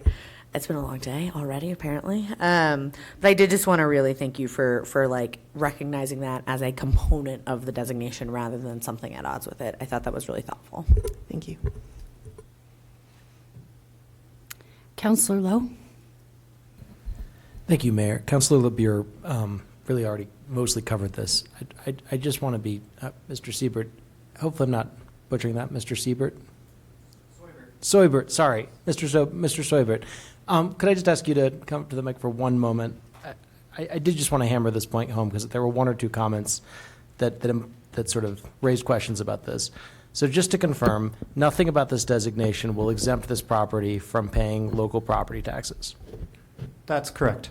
Okay. And the tax credits that were being alluded to are very specifically tax credits to partially offset the cost of restorative work, and they are state income tax credits. They are not, it's nothing to do with local tax credits or no public money from Lakewood is supporting those limited state income tax credits that would go very specifically for restorative work that is to preserve the historical value of the property. Is that right? Also correct. Okay, thank you. I just wanted to clear that up because there was some implication that there was some sort of tax benefit to doing this, and other than what we just heard from staff, that's not accurate. So thank you. Councilor Cruz. Thank you, and thank you to my co-councilors for the great questions. And yeah, thank you all for the presentation, and I really appreciate you displaying your expertise as a historian with the history lesson. So I did just want to ask, since you did make the note, which I appreciated, that some of the other designations have been in areas where there were racially restrictive covenants. Did those processes incorporate that history, or is this new? I don't know. Okay. I was not on the commission in 2019. I did look at the application for that Lassie house. It didn't have that in there, but I don't know what happened at the meeting. And then for Davies Chuckwagon Diner, it's a National Register listed property from 1997. And working with the state and National Register, it was not something that we asked for deeds. We would just ask for the proof of current ownership. So that wasn't ever something that came into play. So it probably wasn't ever even in the nomination, but I have not reviewed that recently to see. That's super helpful, and it makes sense that there's history to these historical processes too. So appreciate you digging into that, and I just think as this is likely to come up for more of these historical preservation conversations, just would love to keep the conversation open on that, and also just to like dig in. There was like if anybody hasn't watched it, the Bell Policy Center did a kind of whole presentation on some of the histories of housing in Jefferson County related to racial restrictions and how that is like connects to some wealth trends that we see today that are, I think, unsurprising to anybody. And not only was this part of the times, right, but Jefferson County was a hub for Ku Klux Klan activity in which 1/3 of men were in the Ku Klux Klan as registered, right, white men. And so I think those are things that we, that are deeply in our history and in a particular, and I would say special way, right? And so I think I really appreciate this conversation. I really appreciate you for that expertise, the community for really bringing this about, and I think that as we move forward, we really have to continue to grapple with how we want to be intentional with this going forward. So that's just beyond you. That's just everybody. Thank you. No more hands up. I think you're free now. Thank you so much. All right, and with that, we will go ahead and open this evening's public hearing. I do have 3 speakers signed up to speak on this matter. If anyone else here in the audience would like to sign up, you can certainly do so up here with the city clerk. First off, we'll start with Joshua Cobden, then Dr. Kelly Svansiger, and then Sandy Weathers. I think she's gone. Okay.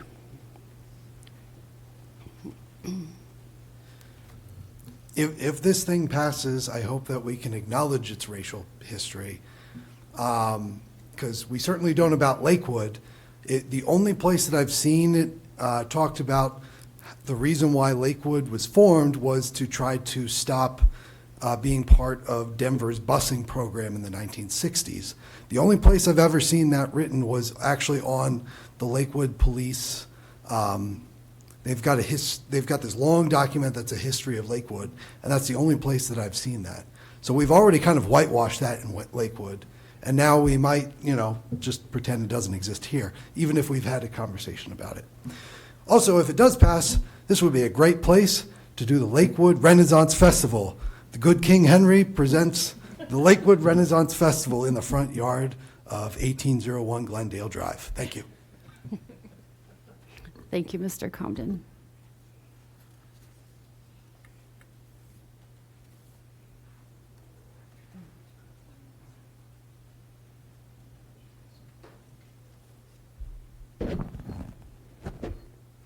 My name is Dr. Kelly Swansiger. I'm a PhD historian and a Ward 2 resident, as well as a member of 2 historical commissions, the City of Lakewood and Jefferson County Historical Commission.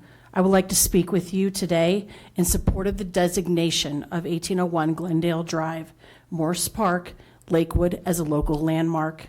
As a professional historian, understanding history is critical, and so is the preservation of historic structures in a time when cities are tearing down old buildings to replace them with excessive numbers of gas stations, as is the case now on 3 of 4 corners on Kipling and Colfax, leveling the old consolidated mutual water structure.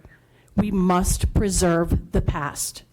Regardless of systemic injustices that occurred throughout our nation before the Civil Rights Act and the Fair Housing Act, I recently read online comments that are against the landmarking of this particular property, yet most of the comments did not apply historical guidelines when attempting to understand how and what we landmark as a commission and as a city.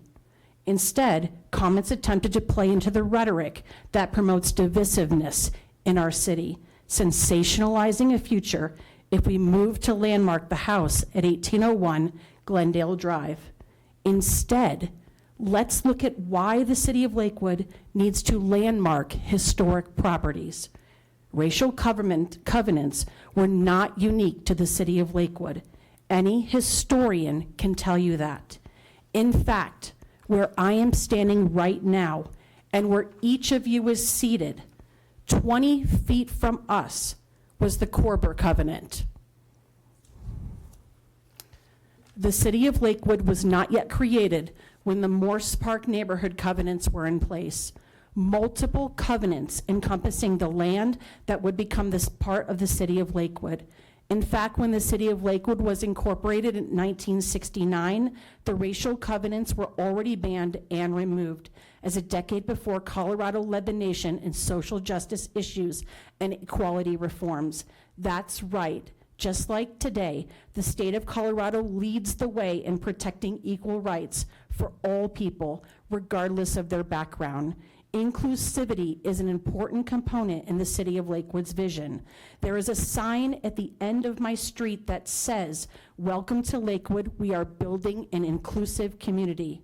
And that is exactly what the Historical Commission is doing in bringing forth this nomination to you.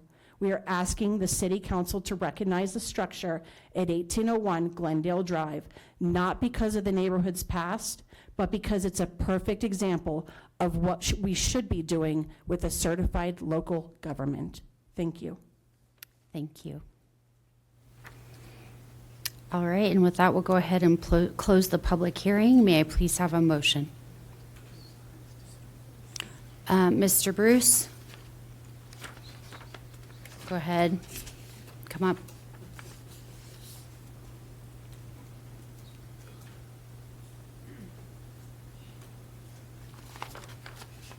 Thank you very much. I will be better at signing my name next time.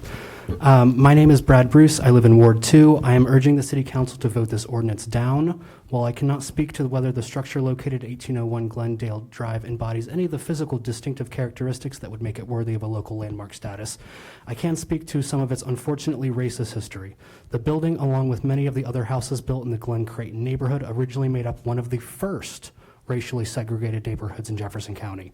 The original owner, Cypress Creighton, used race-based exclusionary language written into now illegal neighborhood covenants to explicitly exclude people of Asian and Black descent from not only owning homes in this neighborhood, but from even residing in these buildings.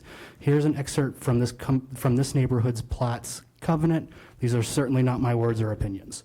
Quote, "I, Cypress J. Creighton, do stipulate that no plot at any time shall be occupied by any person or persons of Mongolian or Negro races. In the case of such occupancy continued for an aggregate period of 30 days, the title thereto shall revert to me, my successors, or assigns." End quote. This is not a policy that was ended because the owners at the time realized the error of their ways and wanted to stop being discriminatory. They were forced by state law to end their racist practices in 1959. This ordinance, I think, is ridiculous. Giving the structure a local landmark status, regardless of its physical characteristics, would absolutely endorse the racist and backwards policies of redlining and racial segregation in Jefferson County. That's what this ordinance is. It's an endorsement of Cypress Creighton. 90 years ago, he built a bunch of single-family houses and made it so Black and Asian people couldn't live there. And now the City Council will decide if that action was so good and historically significant to Lakewood that the current benefactors of those policies should benefit even further by receiving state tax breaks to help maintain their almost $1 million house. All while you have constituents who may never own a home in Lakewood due to the housing crisis exacerbated by incredibly poorly thought out local zoning laws. This is not the housing bill you should be spending your time on. Please consider voting against this ordinance. Thank you. Thank you. All right, we'll go ahead and close the public hearing. And with that, may I have a motion, please? Mayor, I move for the adoption of ordinance O-2025-1 on second and final reading. Second. We have a motion and a second on the floor. Do we have any questions or amendments? Councilor Lowe. Thank you, Mayor. In recognition of some of the discussion that we had on Lakewood Speaks and this evening about the really harmful legacy of the racially restrictive covenant, and I want to preface this by saying I'm planning to support this ordinance. I think it's a beautiful house, and I think it should be preserved, and I think we've heard a good case for why the house should be preserved that is completely separate from the owner of the house many decades ago. I do just want to take a moment to reflect on these racially restrictive covenants and their legacy. Councilor Cruz actually beat me to the punch on this, and I think this is worth noting for just a moment. Bell Policy did a deep dive on this, and here's what Bell Policy reports from an article a couple of years ago. Quote, "Racial covenants signed by local officials were prominent in Jefferson County." Goes on and sort of links to a map. Quote, "The map shows that racial covenants were located all across Jefferson County with a particular concentration in Lakewood."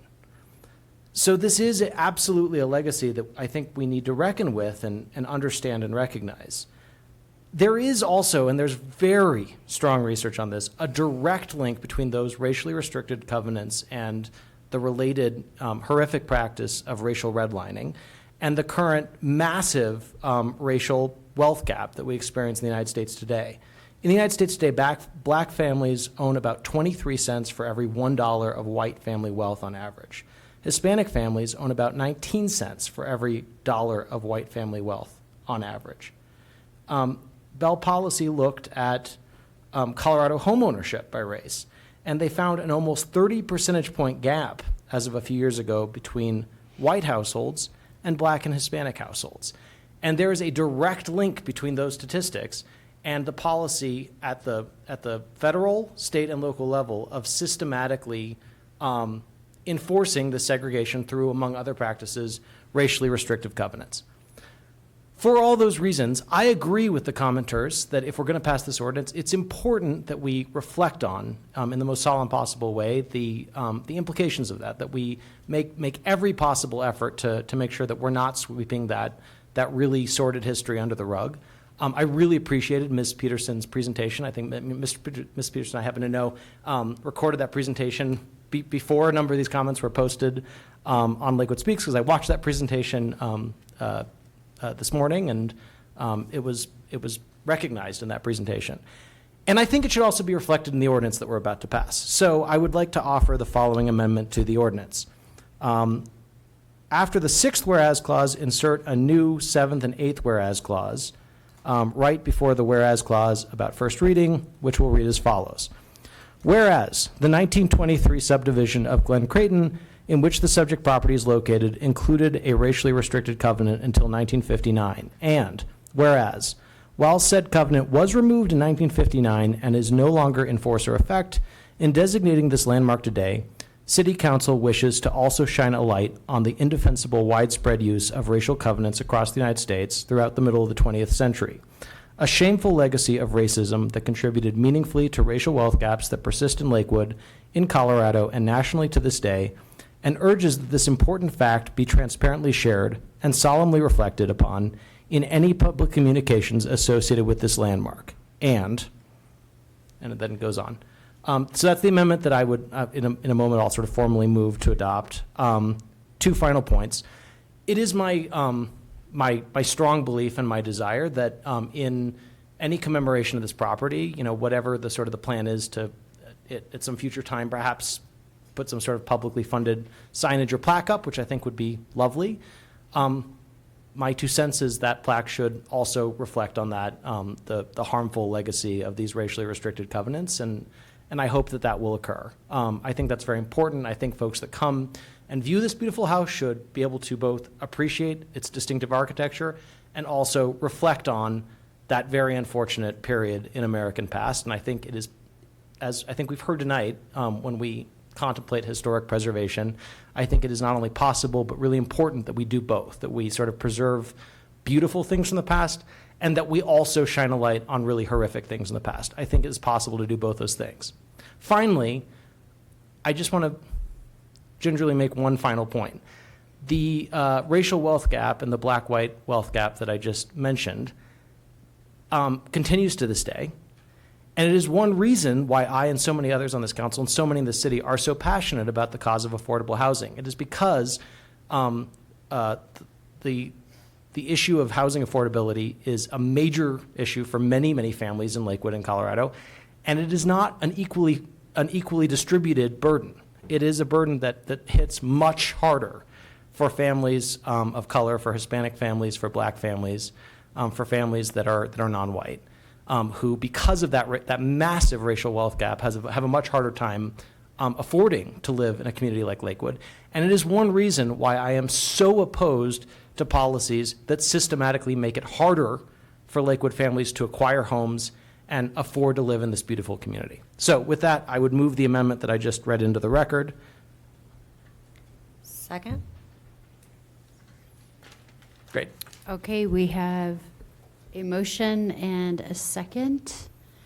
Council, any discussion specific to the amendment? Councilor Ryan.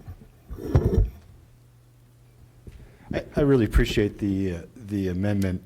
To the public comments where some question whether this very lovely house is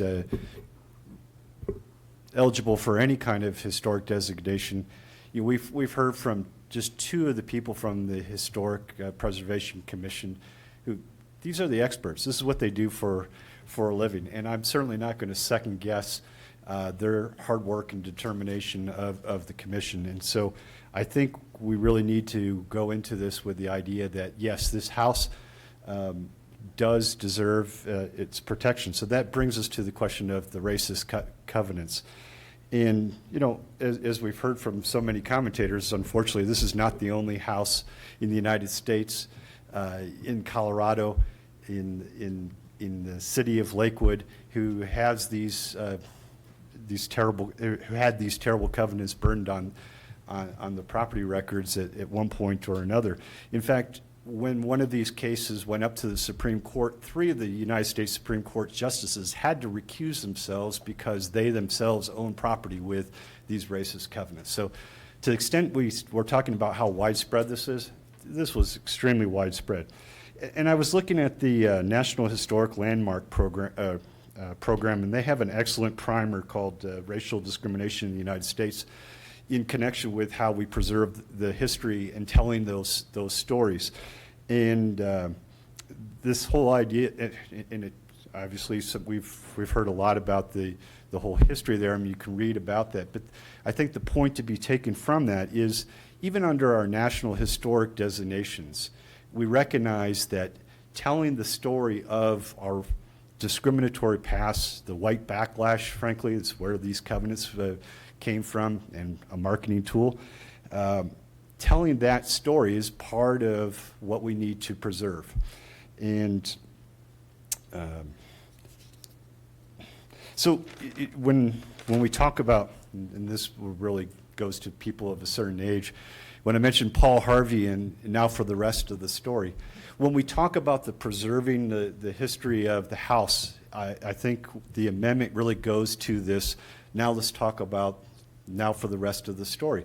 Let's talk a little bit and recognize the history that occurred here in Lakewood as part of these widespread practices. And this is not a commentary on the house. This is not a commentary on the owner. This is just, if we're going to tell the history of Lakewood, let's tell the full story, the good, the bad, the ugly, warts and all, and let's learn from that, as one of our commentators pointed out to us. Look, we've preserved a lot of things where was not proud moments in our history. Wounded Knee, Sand Creek Massacre here in Colorado. And we preserve these things even though they're not part of the history that we celebrate, but rather that we learn from and not to ever forget. And I think this amendment that Councilor Lowe has proposed, I think really goes to that. And then last, and so I will be very much in support of the amendment and then the ordinance as amended. And then last, I want to thank the applicant for putting herself out there to go through this very laborious process, for the help that she had from our volunteer with the Historic Preservation Commission, and all the hard work that the Historic Preservation Commission did. They act in the shadows, if you will. They do this out of love. We don't give them that recognition of the hard work that they do, and I want to make sure that, at least in this forum, people know how appreciative we are of all the hard work that's gone into this. Councilor Sinks. Thank you. And thanks to Councilor Lowe for his work in drafting the amendments or amendment, two whereases. As I was studying this today, I couldn't help but think of the Confederate soldier statues. And of course, all analogies break down, but I thought that this situation was a bit analogous, because some people are just like, oh, tear those Confederate statues down, and they did. But others said, no, let's leave them up and let's put a plaque there to disclaim what they've done. And so that's also happened in Atlanta and in the South. I think these two whereases that Councilor Lowe has suggested, I'll be in support of that, because I think it's, in a sense, putting up a plaque that says, yes, we realize the ugly of it, and yet a beautiful structure that has historical significance. So thank you again for doing that. And I'll be supporting that, as I said. And that's the last hand I have up. We have a motion and a second on the floor for the amendment.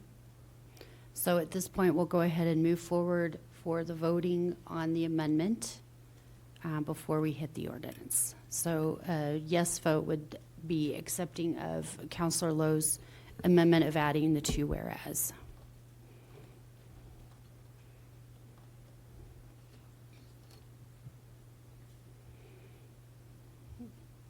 All right, and that passes with 9 yeses and 0 noes.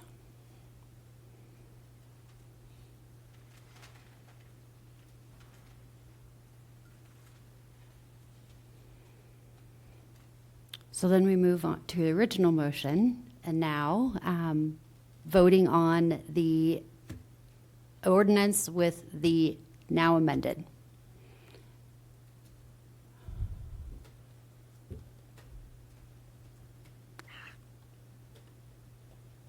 Councilor Cruz, your question.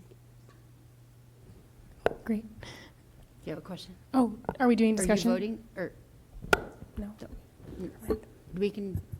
Do you need more discussion? You're okay? Okay, then we're voting.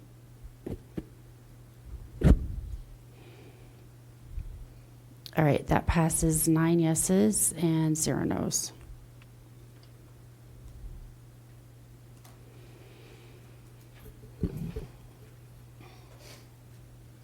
Okay, well, thank you, everybody that was part of that process. I know it can be a very long one. Thank you for everybody that showed up this evening and online to give comments. And with that, we'll go ahead and move into our second portion of general public comment. However, I don't have anyone signed up. Is there anyone that did not speak in the earlier portion of general public comment that would like to speak tonight? Mr. Whiteman.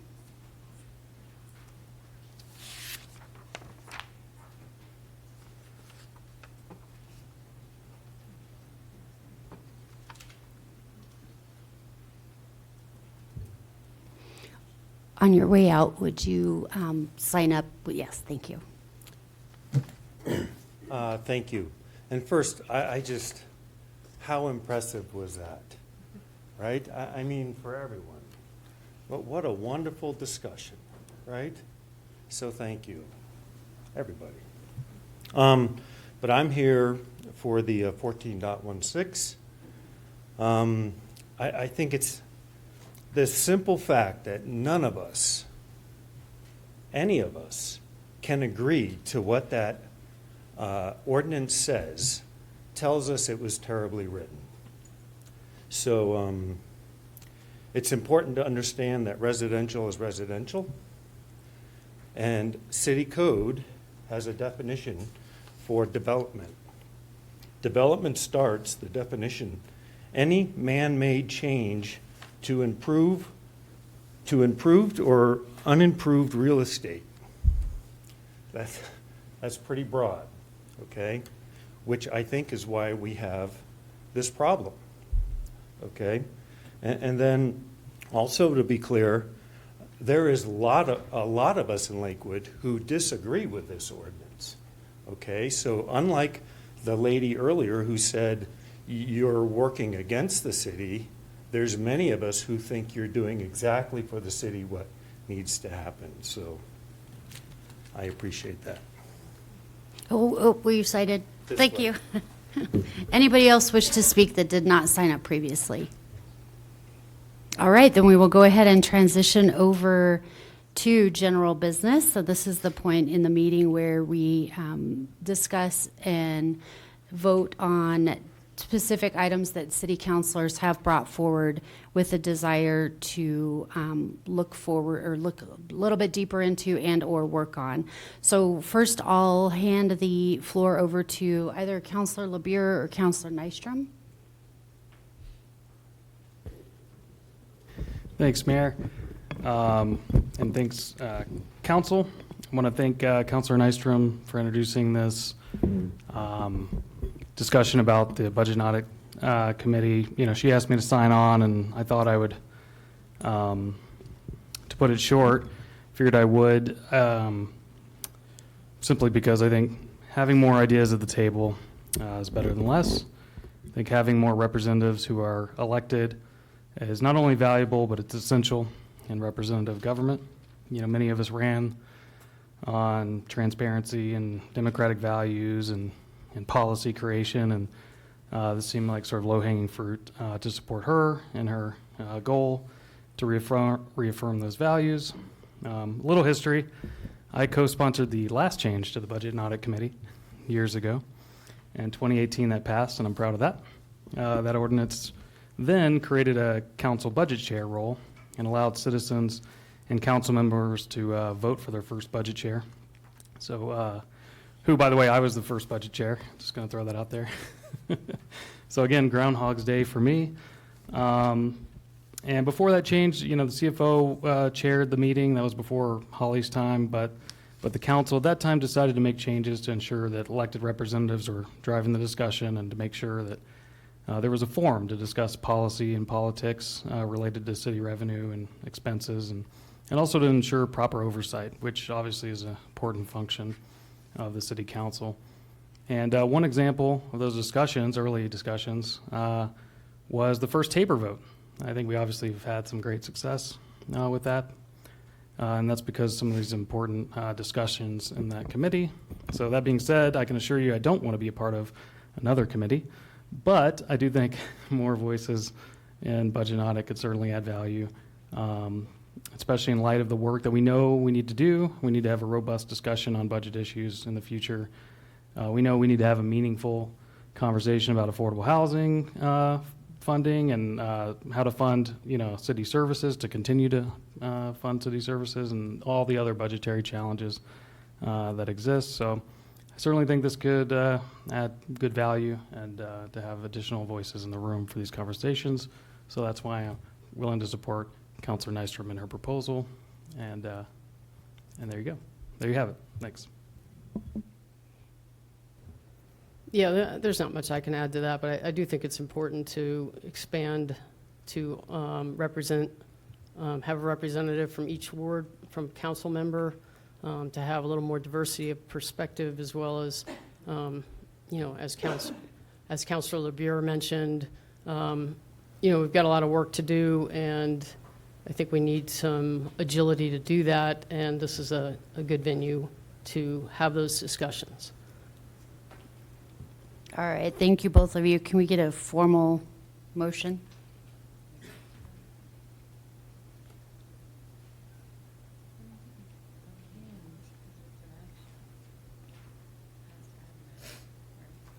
Well, I'm sorry, it's not a formal motion, but we need to move, and we need to second, and then we need to vote.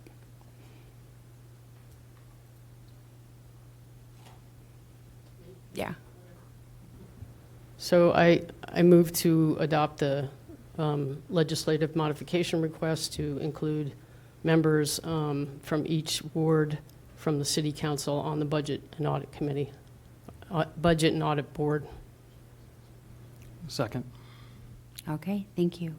And I do have a couple hands up to speak. We'll go with Councilor Matt Guerrero and then Councilor Sharazai.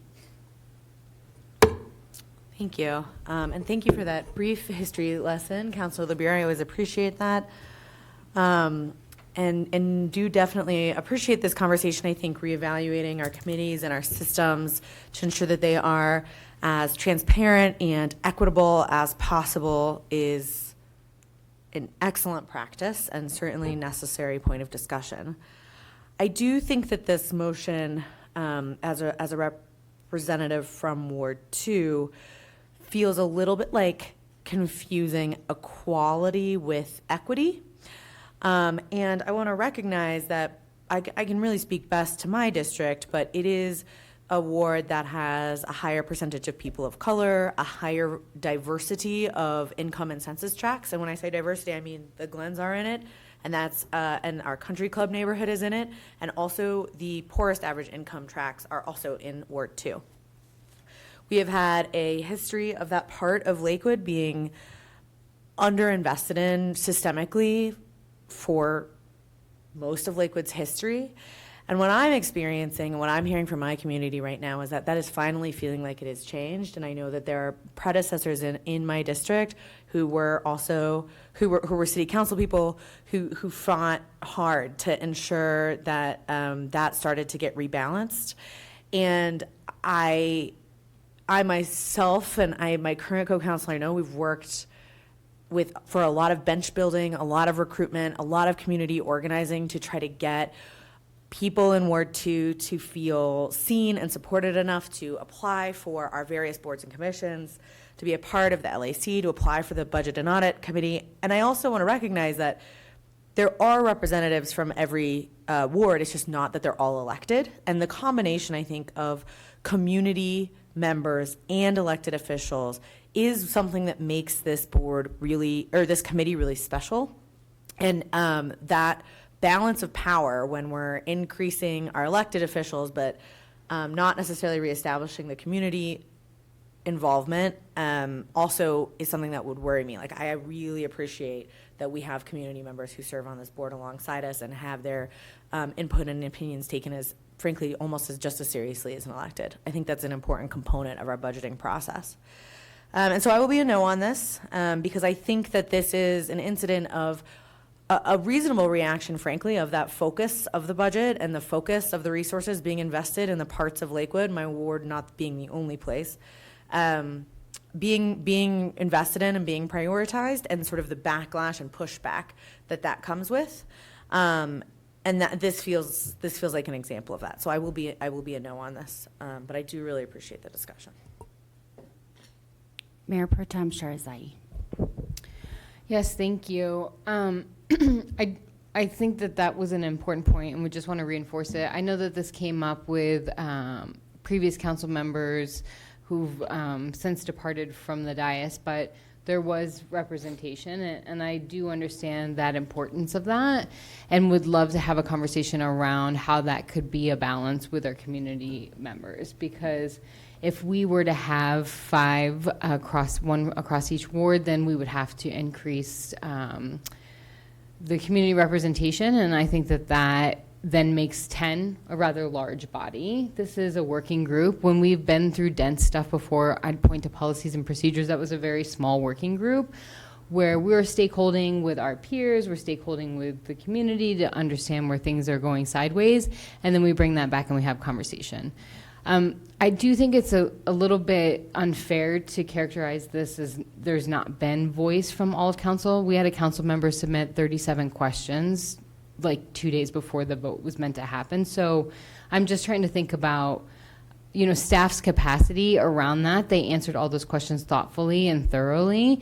But if we're doing that with 5 community members, and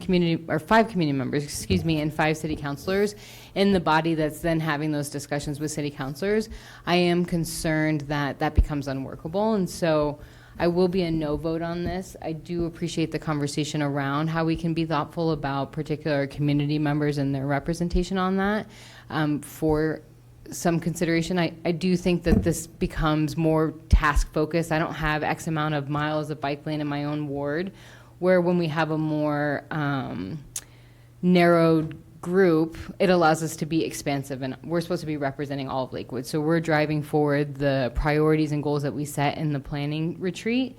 And to me, that feels like the role of this. If there's a dedicated representation, that feels we become very much focused on project management. Thank you. Any other hands up? Councilor Cruz.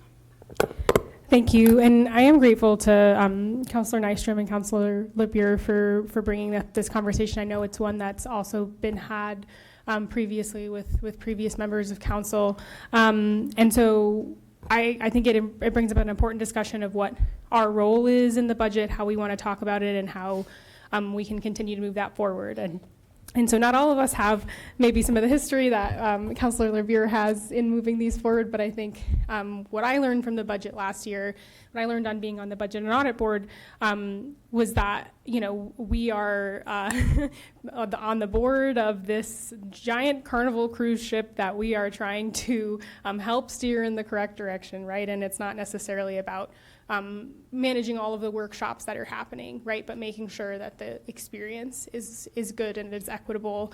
And across all of the committees that I've been a part of, I have really appreciated Budget and Audit Board because of the balance of counselors and community members. And I know that this is something that I've talked with my co-counselors about, because I think it can be really easy when we are all caught up in so many of the kinds of conversations you've witnessed us have here tonight, to get caught in this ether. And there were so many times where our community members asked questions or kind of brought in levels of the discussion that I think would have been lost if their voices had been further diluted in this conversation. And we as a body, I think, have an incredible amount of power at many points of the budget setting process, that including, the extensive hearing processes. So all of that has kind of come into how I wanted to make this decision, because I did run on transparent and representative government, and I also ran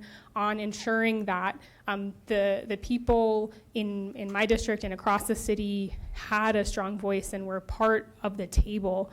And so I think that specific consideration is why I'm going to be a no on this tonight, because I think to what Mayor Pro Tem was speaking to, of the size of the board, the level of balancing of community voices, I really think that this is a special board, and having a balance of counselor and citizen voices, resident voices, and I hope that as we move forward, I recognize this is coming from me as somebody who gets to be on the board, right? I recognize that. We can think about how to better stakehold across different wards, even though, again, right, all wards were represented through some level of representation on the committee, to help everybody feel like we're moving the ship together, which I really do think we are, and I think that was represented last year. So thank you. Councillor Ryan and then Councillor Lowe.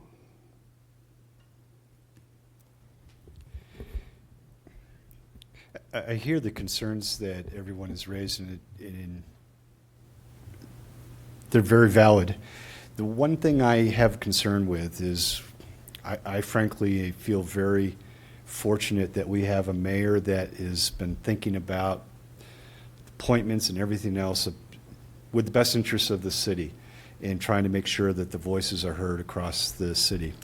We may not always, in our history of Lakewood, have a mayor who thinks like that. And so whether we do this or we formalize that, to the extent there's not a sitting councilor from a particular ward, that one of the community members must represent those other wards. I'm not sure I said that particularly well because I hadn't written it down, and I very much am a victim of I don't know what I say until I see what I say. And so with that, I would like to see some discussion about, I don't know if our co-sponsors are open to that idea, or if this is where we're going. But if this does not succeed, then I do think we should tonight memorialize something so that we can ensure that going forward in the future we have some sort of representation from all of the wards. Councillor LeBure. Well, I was just going to add a little bit of color to this discussion. Look, when we redid this the last time, the fact of the matter is there were a lot of committees that didn't have 5 counselors on it. But at that time, it was a common practice that anybody who was elected to represent 30-something thousand people can show up at a committee meeting and voice their opinion. Whether or not they didn't get a vote, but they said their opinion and they said their piece. And, when I was on the Budget and Audit Committee, we had opinions we did not like who were there at every meeting. And some of us know the actors. and some of us know them more than we want to. Anyway, and so, look, so that was a fine practice. People came, they said their 3-minute spiel, whatever. They said things we didn't like or didn't agree with, and then they moved on. And the majority ruled, as it always does, and, no harm, no foul. Now, I understand the culture has shifted, and there were some contentious voices and some contentious issues, and I think that's where some of this comes from, which is, there's been a little bit of a practice of not having those people who aren't appointed voices, in the committee. So I think that's some of the, some of the thought is I don't really care if we don't have elected person on each, spot, but I do want to hear opinions and dissenting opinions. And, however we do that, I think that should be something that we as a body should be looking for, in these, in these discussions. So, however we get there, I think it's a great opportunity to look at strategies in the future to whether it's public comment or, our representatives have a few minutes to chime in and throw their opinion around. I think it's something we should be thinking about. And that's why, happy to support Councilor Nystrom. And I know Councilor Olver mentioned that this was a priority for him at one point and others. But anyway, I do think, obviously, anybody can voice our opinion at some point in the process. But to me, it makes sense to get these kind of things in early.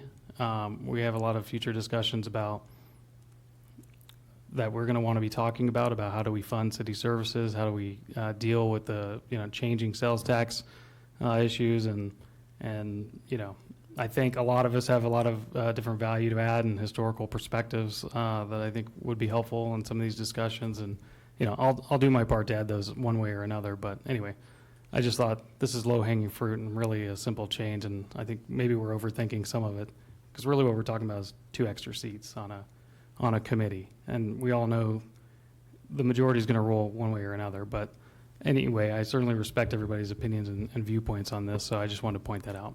Thanks. Thank you, Counselor. Counselor Lowe, then Counselor Sinks. Yeah, I appreciate the discussion. I don't have a ton more to add. I think both sides have frankly made good points on this one. I'm going to be voting for this. Councilor Nystrom approached me about this idea. I think it's a good idea. I just genuinely think it's a good idea. I mean, the budget is a pretty important part of our work. It's one of the most important things that council does. With the departure of Councilor Stewart, the way things are currently constituted, Ward 3 doesn't have representation of a councilor on budget and audit. I think the 30,000 people that live in Ward 3 should have representation on the Budget and Audit Committee, given that budget is one of the most important things that we do. I understand that it's possible that they'll have that from a community representative, and that's very important, but it's not quite the same thing as having an elected councilor who sits on the dais, who represents 30,000 people, who's elected, sitting on that committee. I understand the argument. I think there is a reasonable argument that, maybe this group works better if it's 6 or 10, and there are folks that have sat on that committee and I haven't. But I kind of feel like 6 versus 10, particularly given the workload that we all share, given the fact that, often not everyone is able to come to every meeting, and that, we do have a lot of different committee meetings. I think sharing the load a little bit makes sense. So I think both sides are making reasonable points, but I support Councilor Nystrom's motion and Councilor LeBeer's motion, and I plan to vote for it. Counselor Sinks. Thank you. To Councilor Ryan's point, where he said maybe citizens could be designated if it's a ward that's not represented by a councilor, that might be difficult because not all citizens might apply. But Mayor, do you feel that priority could be given to citizens that apply that would be from a ward that's not represented by a councilor? Would that be possible to memorialize that as he mentioned? Mayor Pro Tem, would you want to speak to that as the chair of the screening committee?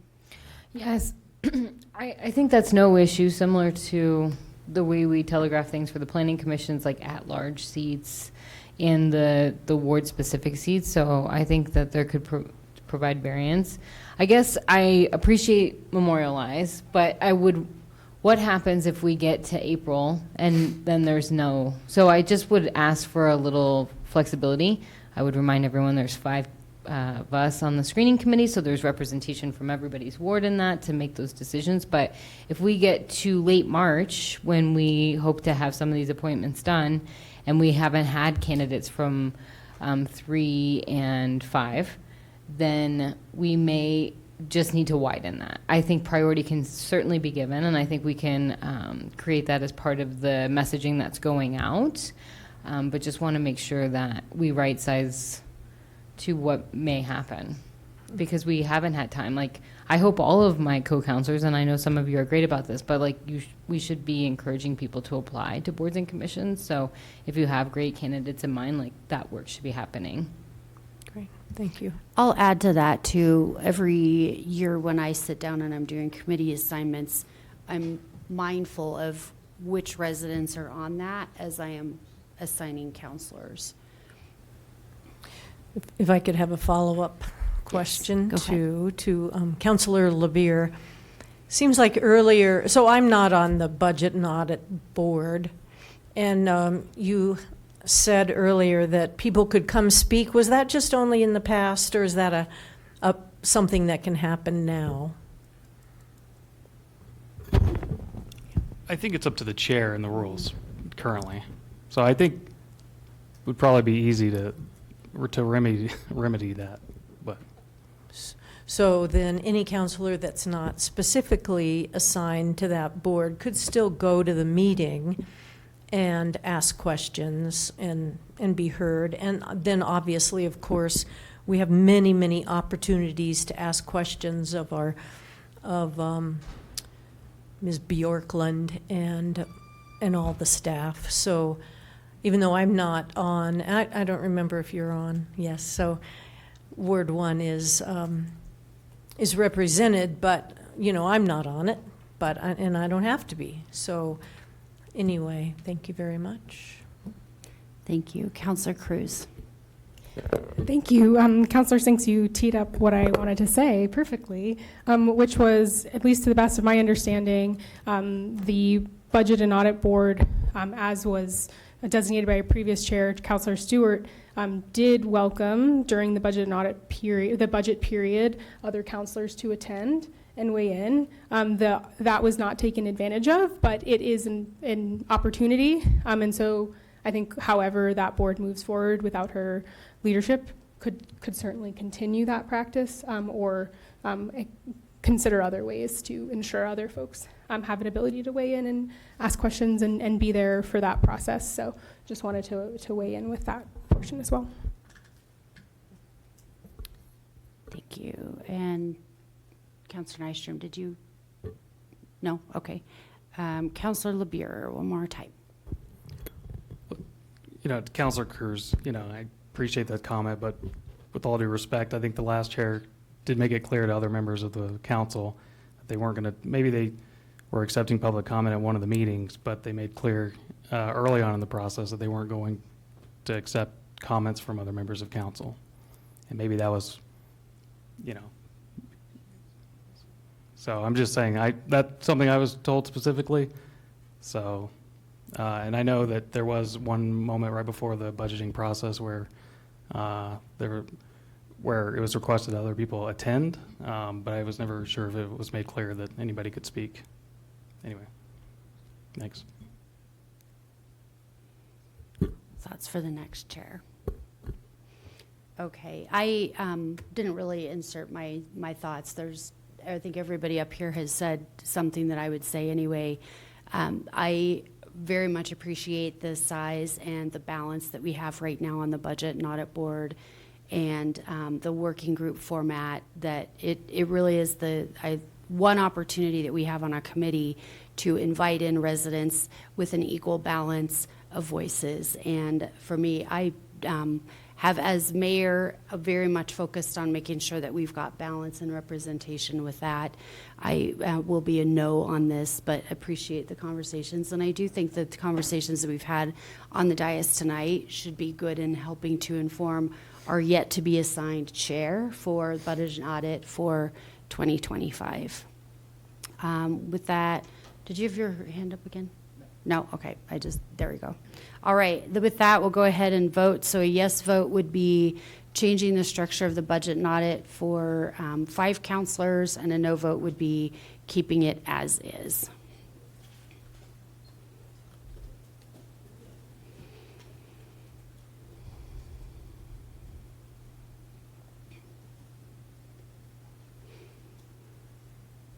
All right, and that fails. 4 yeses, 5 noes, the noes being Strom, Mayotte Guerrero, Sharazai, Sinks, and Cruz.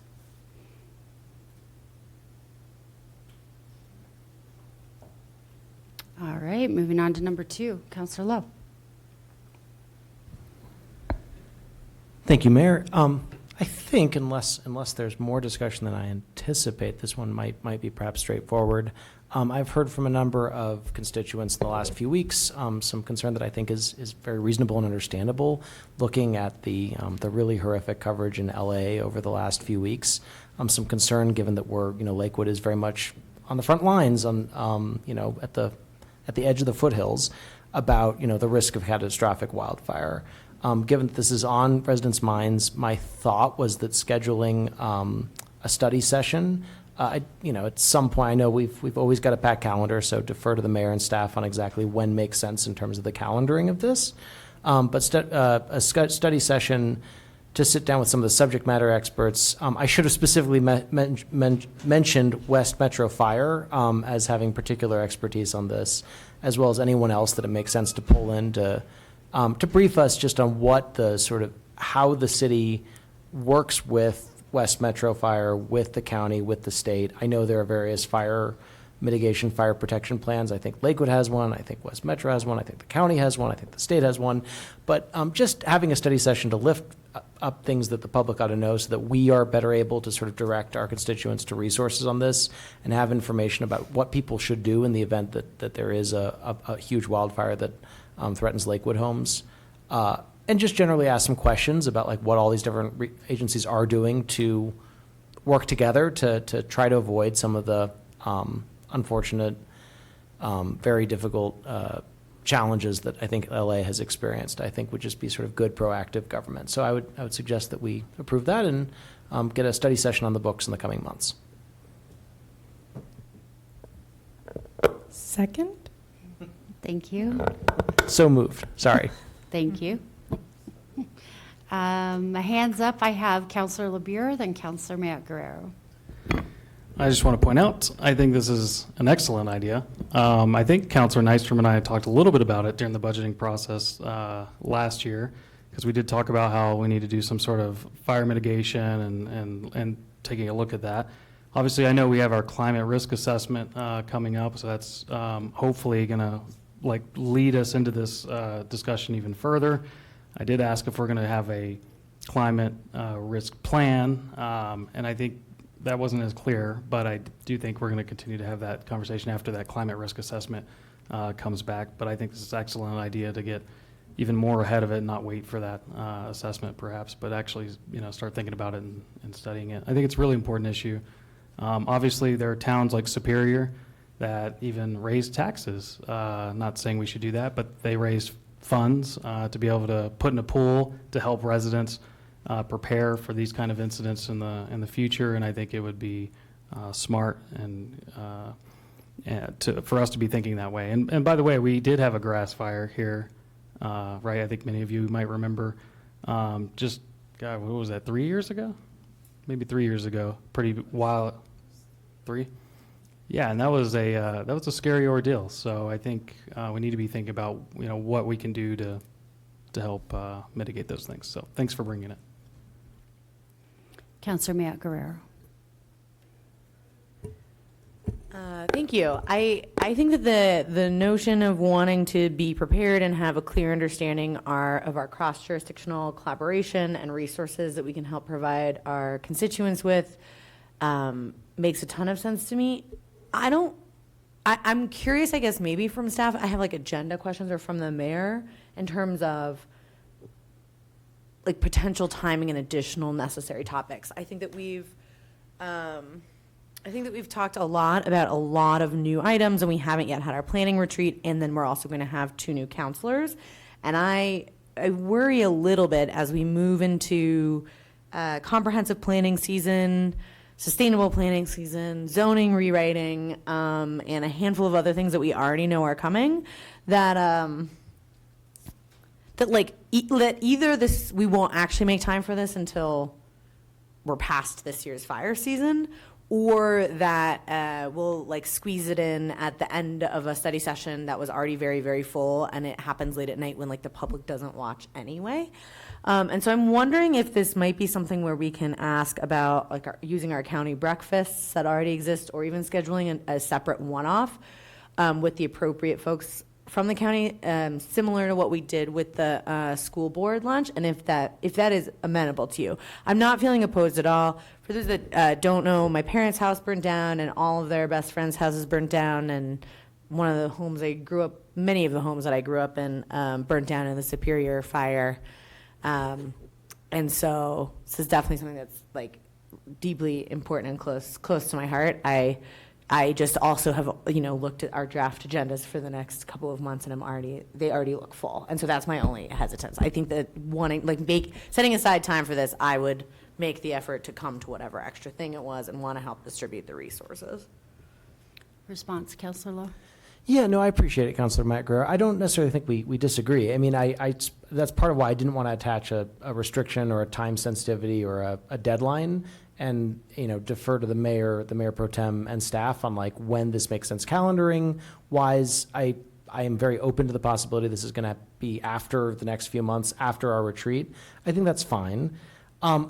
Precisely to your point, I think I mean, look, this is, yes, we've got a busy agenda, and this is legitimately important. I mean, if there is a big wildfire that breaks out at some point in the future, which I think is probable, unfortunately, at some point in the future in a way that really does threaten swaths of Lakewood, I think, as elected representatives of the city, having a dedicated focused sit-down briefing for the full council to talk to our mayor, talk to staff, talk to West Metro about like what their plans are to deal with that is like the bare minimum that we need to do as a council. I think I'm very open to when that gets scheduled. My preference would be that it is a Monday night study session, just because those tend to be when we carve out calendared time for us all to sit down and have a focused session on this. I mean, if we can't do it until May, June, July, August, September, I mean, I just think it should happen like this year. I don't think the county breakfast is that's not the right context, just because there's a lot of people in that room and we cover a lot of topics. I think we should have a dedicated focused time.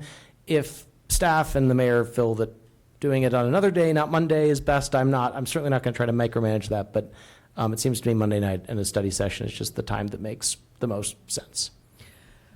That makes sense to me about the county breakfast. I think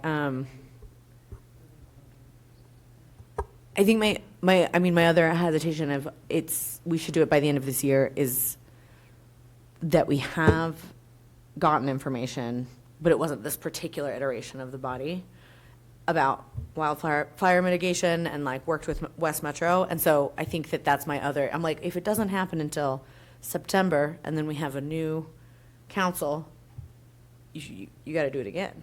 Right? Like, so I think that's like the other portion of it is I would personally like to see it before the height of wildfire season, which is extending.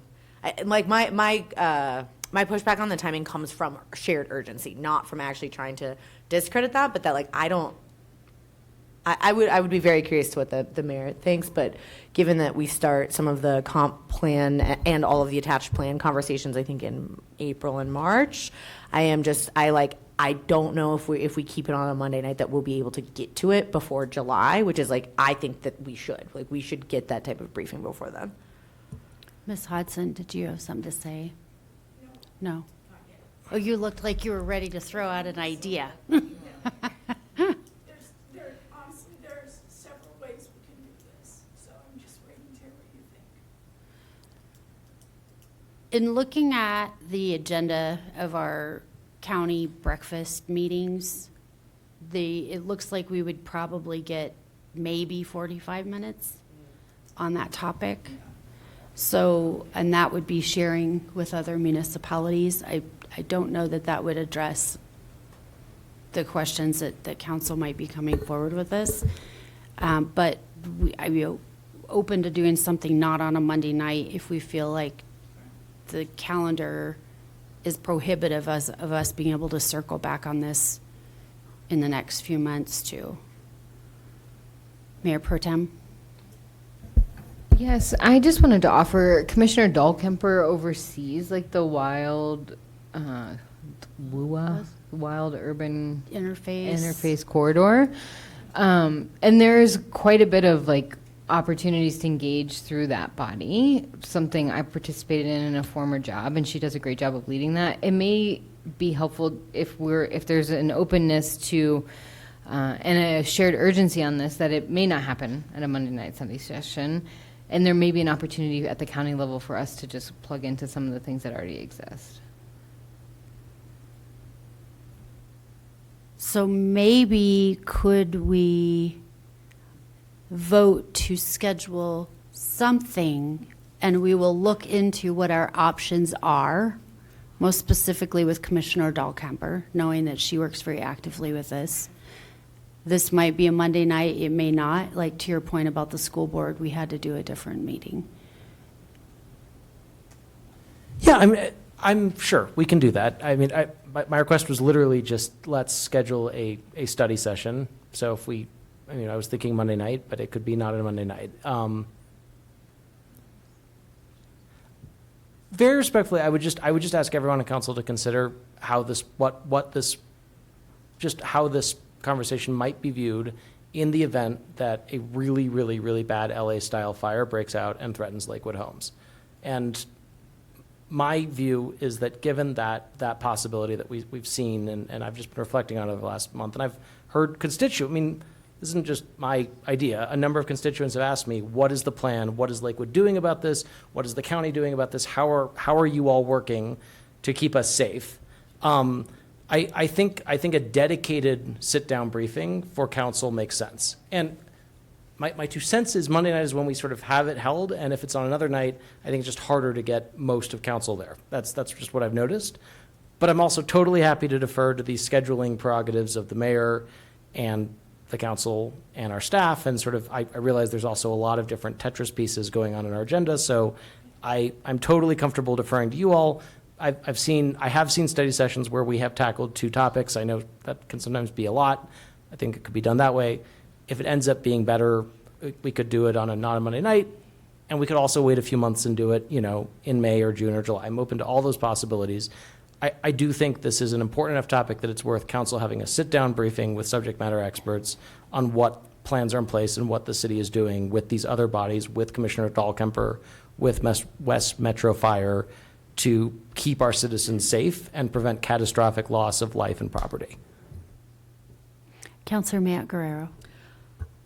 I would like to offer that if we are getting more flexible with the way that we are briefed, I don't disagree with what you just said at all. I want to then add a timeline of before July. So your point of it has to be this year, I disagree with that because I don't actually think that that's urgent enough. Like, our fire seasons now do go year-round, and the Superior Fire, the Marshall Fire demonstrated that.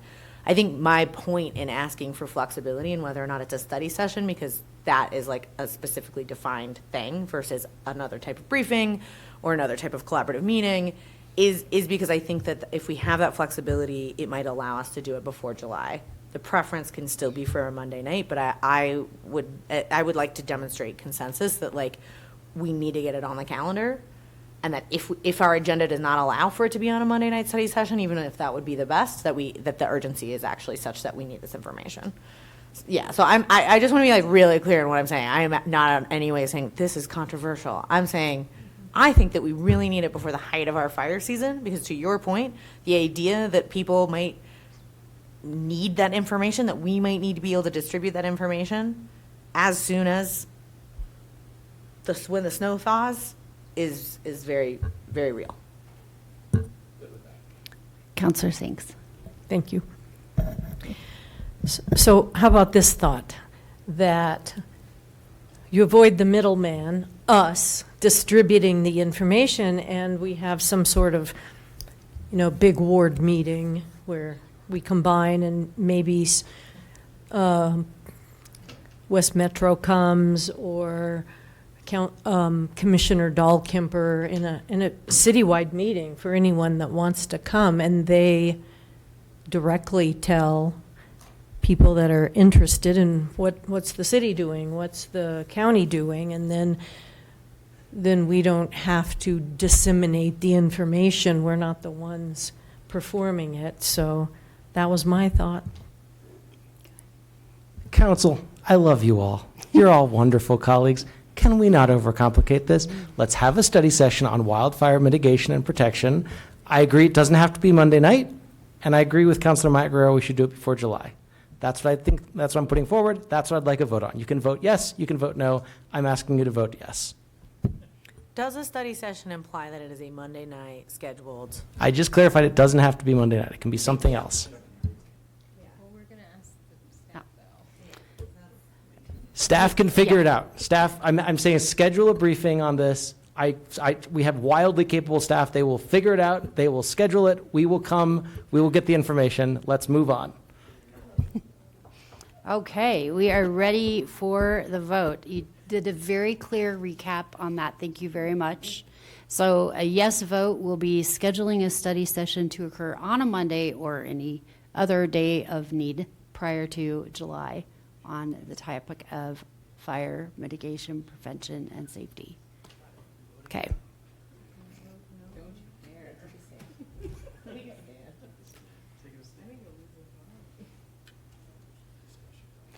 All right, and that passes 9 yeses and 0 nos.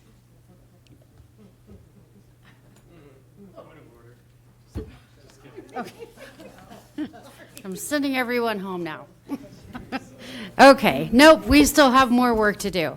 All right, so I mentioned at the top of the meeting that we're amending the general business portion of our agenda this evening, so this is the point in which we'll take on those topics.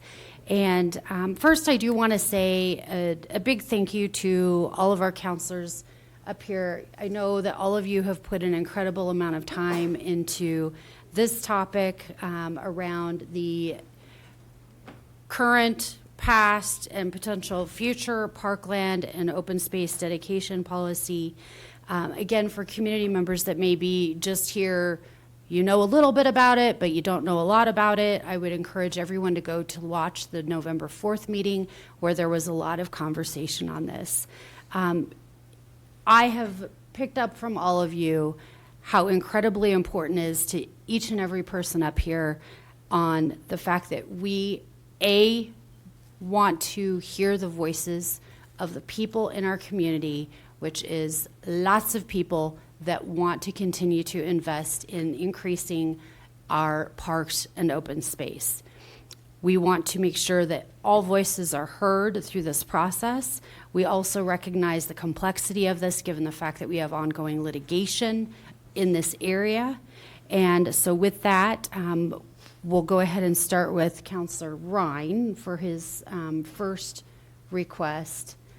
All of these requests are coming forward with the desire to make sure that we are getting it right and not creating more burdensome and unintended consequences while still maintaining the desire to continue to invest in our parklands across the city. Councilor Ryan, I'll give the floor over to you. I'm going to give a little bit of a preface before I get to my motion, if I may. I mean, we shouldn't be surprised where we are. It's a mess. I mean, there's at least 3 pages of issues that the city's having to deal with beyond the lawsuit itself. And what's happened is exactly what we thought was going to happen. The city got sued, and housing development has stopped completely. The court has issued an injunction. The court said that it's, quote, there's a reasonable probability of winning by the developer. And also said that state law forbids requiring land dedications without offering a fee in lieu. So that's where we're at right now. And I also want to address the comments from a number of folks that the city is not defending the lawsuit.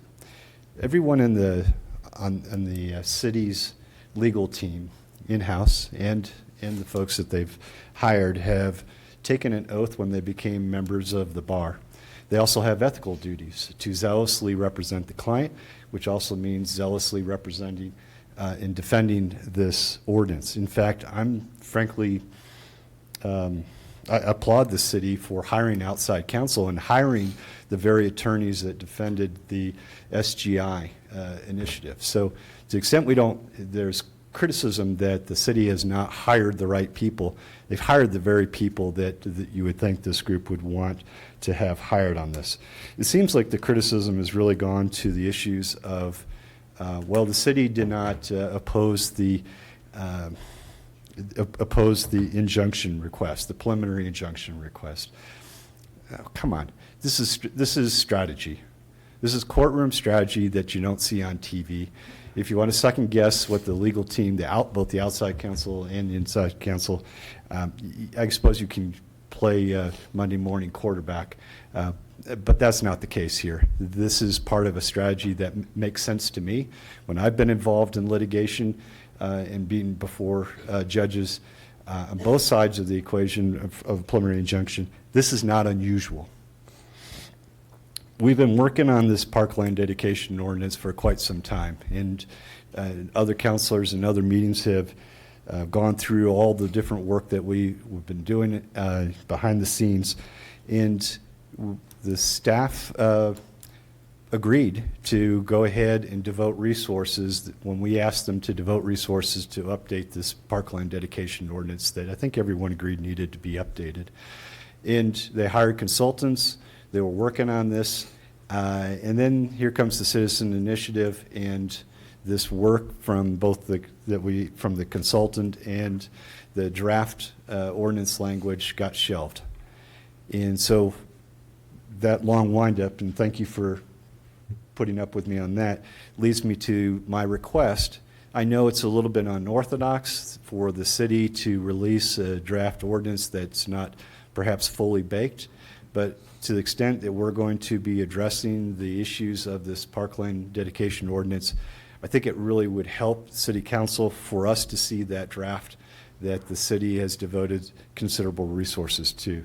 So with that, I move to direct staff to provide the City Council with the current draft of a revision of the city's parkland dedication code as developed by staff over the past year plus, in conformance with the parkland assessment performed by the city, or for the city by Norris Design and Duncan and Associates.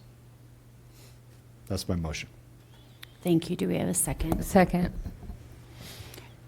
Any hands, questions? I have no hands, questions, so we'll go ahead and vote.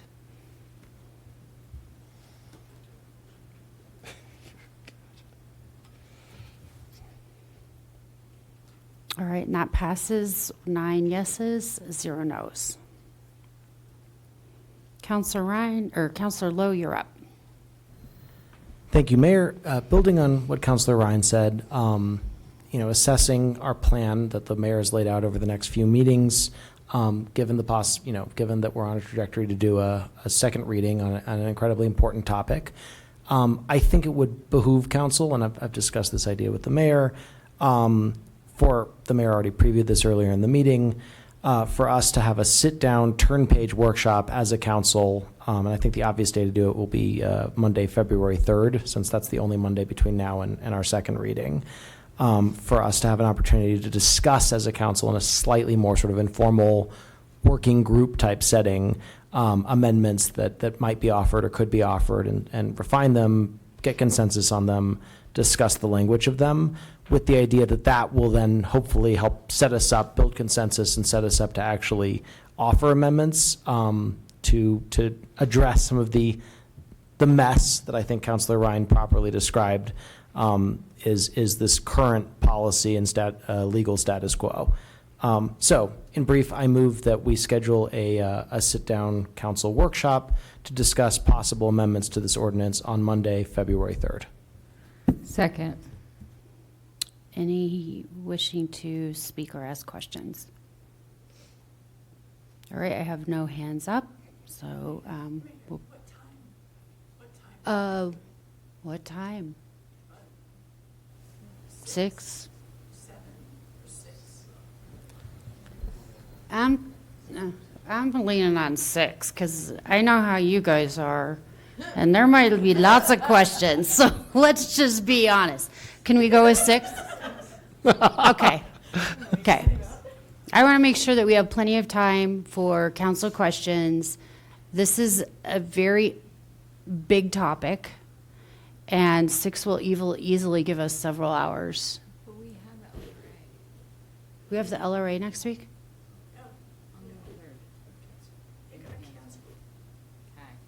All right. Okay. All right. Okay, now that we're amply distracted. Okay, so we'll go ahead and move forward with a vote. Monday, February 3rd, 6 p.m.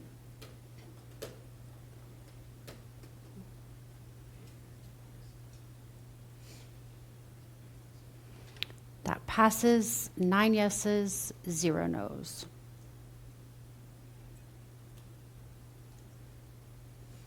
Councilor Ryan, the floor is yours.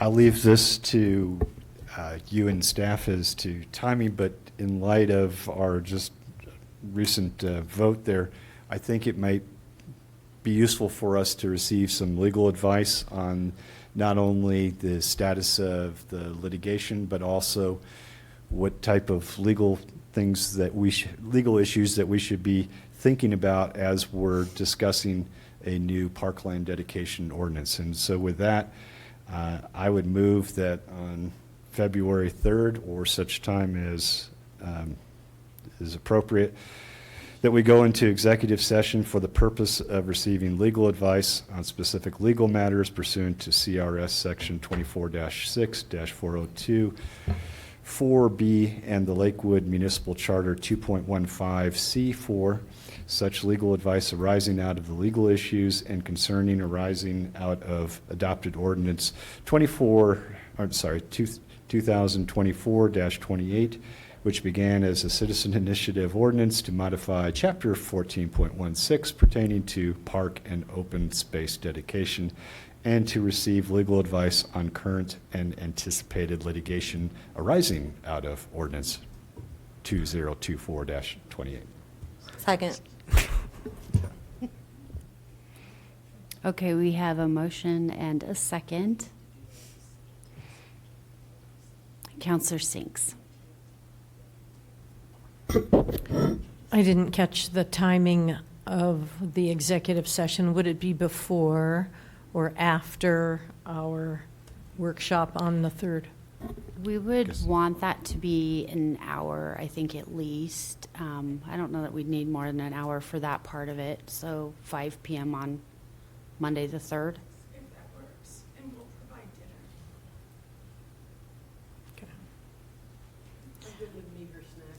Okay. No meager snacks. So that would guide our workshop. We would know then the legal parameters, and that's, of course, within the Colorado statute that you just identified, that fits into, yes, legal advice is appropriate for the executive session. Thank you. Any other questions? All right, we'll move forward on a vote. So yes, we'll be scheduling an executive session for Monday, February 3rd at 5 p.m.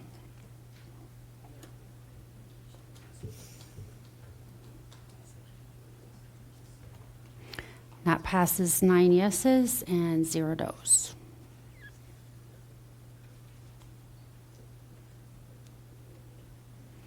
Okay, thank you everybody for moving through that with us. We'll now move over to City Council reports, and with that, I will begin this evening with Ward 5.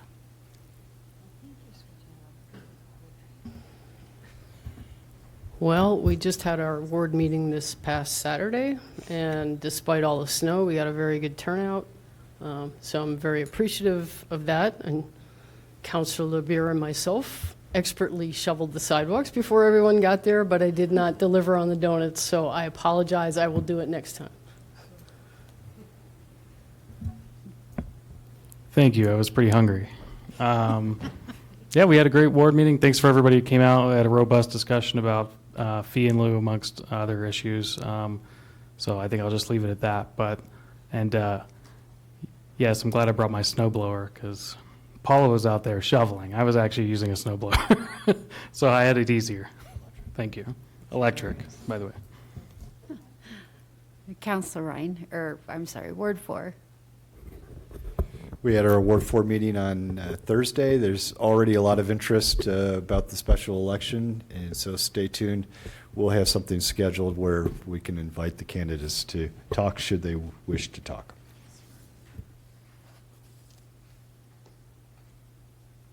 Ward 3. Thank you. We had a great ward meeting in Ward 3 about a week ago. It was not this past Saturday, but the Saturday before that, which was also very snowy. And we still had a critical mass of like 25 people that came out and a good discussion about a bunch of the work the council has done over the last year. So thanks everyone who showed up for that. More details on our next ward meeting coming very soon. And what was the one other thing? Right, and there's a special election, as you may have heard, in Ward 3. So special election coming up. Looks like a number of candidates have filed and will be on the ballot, so be sure to learn more about the candidates in the race. And the special election is March 25th. If you're a Ward 3 resident, you'll get a ballot in the mail in the weeks leading up to that. Stay tuned on that. Ward 2.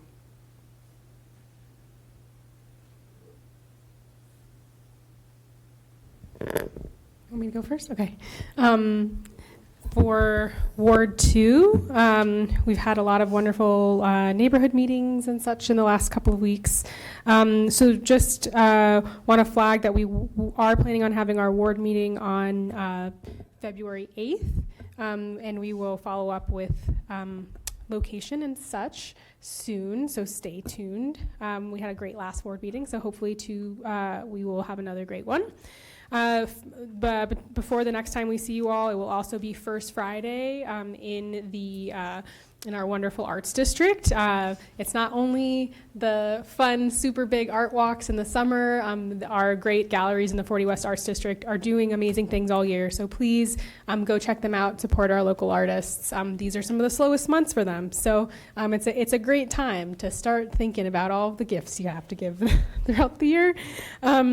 I also wanted to give, just in response to some public comment, two quick pieces. One, also as somebody who has been navigating the city quite a bit as a pedestrian, have been really challenged walking to and from my bus stops and from meetings recently. And so if you are a person with property and you have not shoveled, the sun is doing a lot for you, but please think about the people in your neighborhood who have mobility devices. Where 30% of people in our community don't drive, and we really have to think about how they move around, right? So as grumpy as I can get when I'm in the car about the streets, look at the sidewalk. It's oftentimes in significantly worse condition, and that's for people who are in much more dangerous position in terms of mobility. So appreciate folks who are shoveling the sidewalks for their ward meetings and other pieces.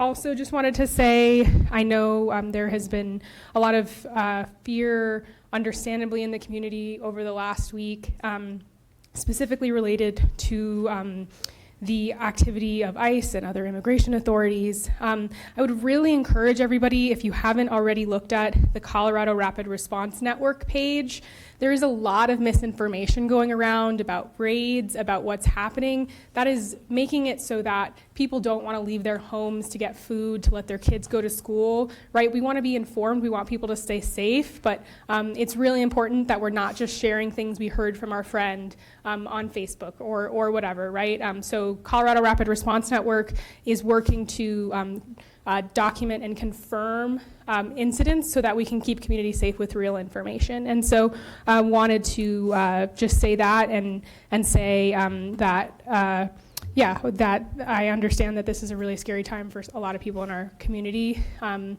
I'm here with you to keep us safe. Ward 1. Sophia. Sorry. Other half of Ward 2. Thank you, and thank you for that wonderful update. I'm going to start there and just again plug the Colorado Rapid Response Network. There is a hotline, there's an online reporting, and there is a Facebook. So if you are somebody that needs to know if there is ICE activity in your neighborhood, or if you hear a rumor, use that. To my co-counselor's point, use that instead of reposting an Instagram reel or a TikTok or calling everyone that you know in a particular area. I think it is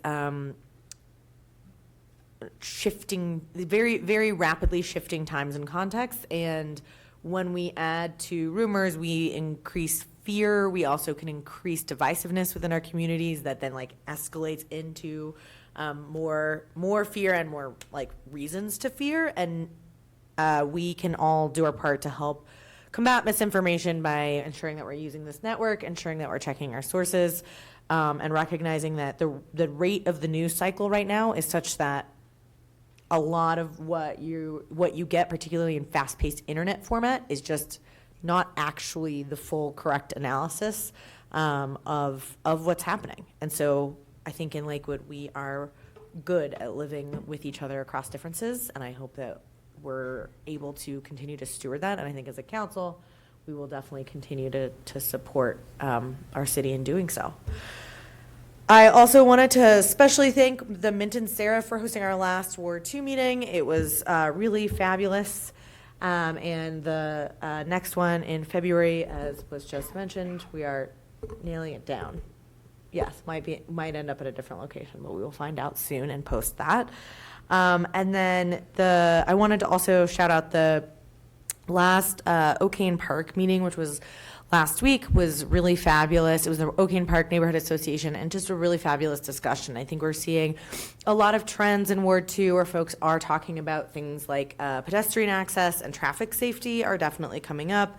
Items around the parkland and housing is definitely coming up, and a continued support of local businesses, I feel like, are all things that I've heard a lot of in the last couple of weeks. So I just want to make sure people know the themes that I'm hearing. And I will pass it to the next ward. Ward 1.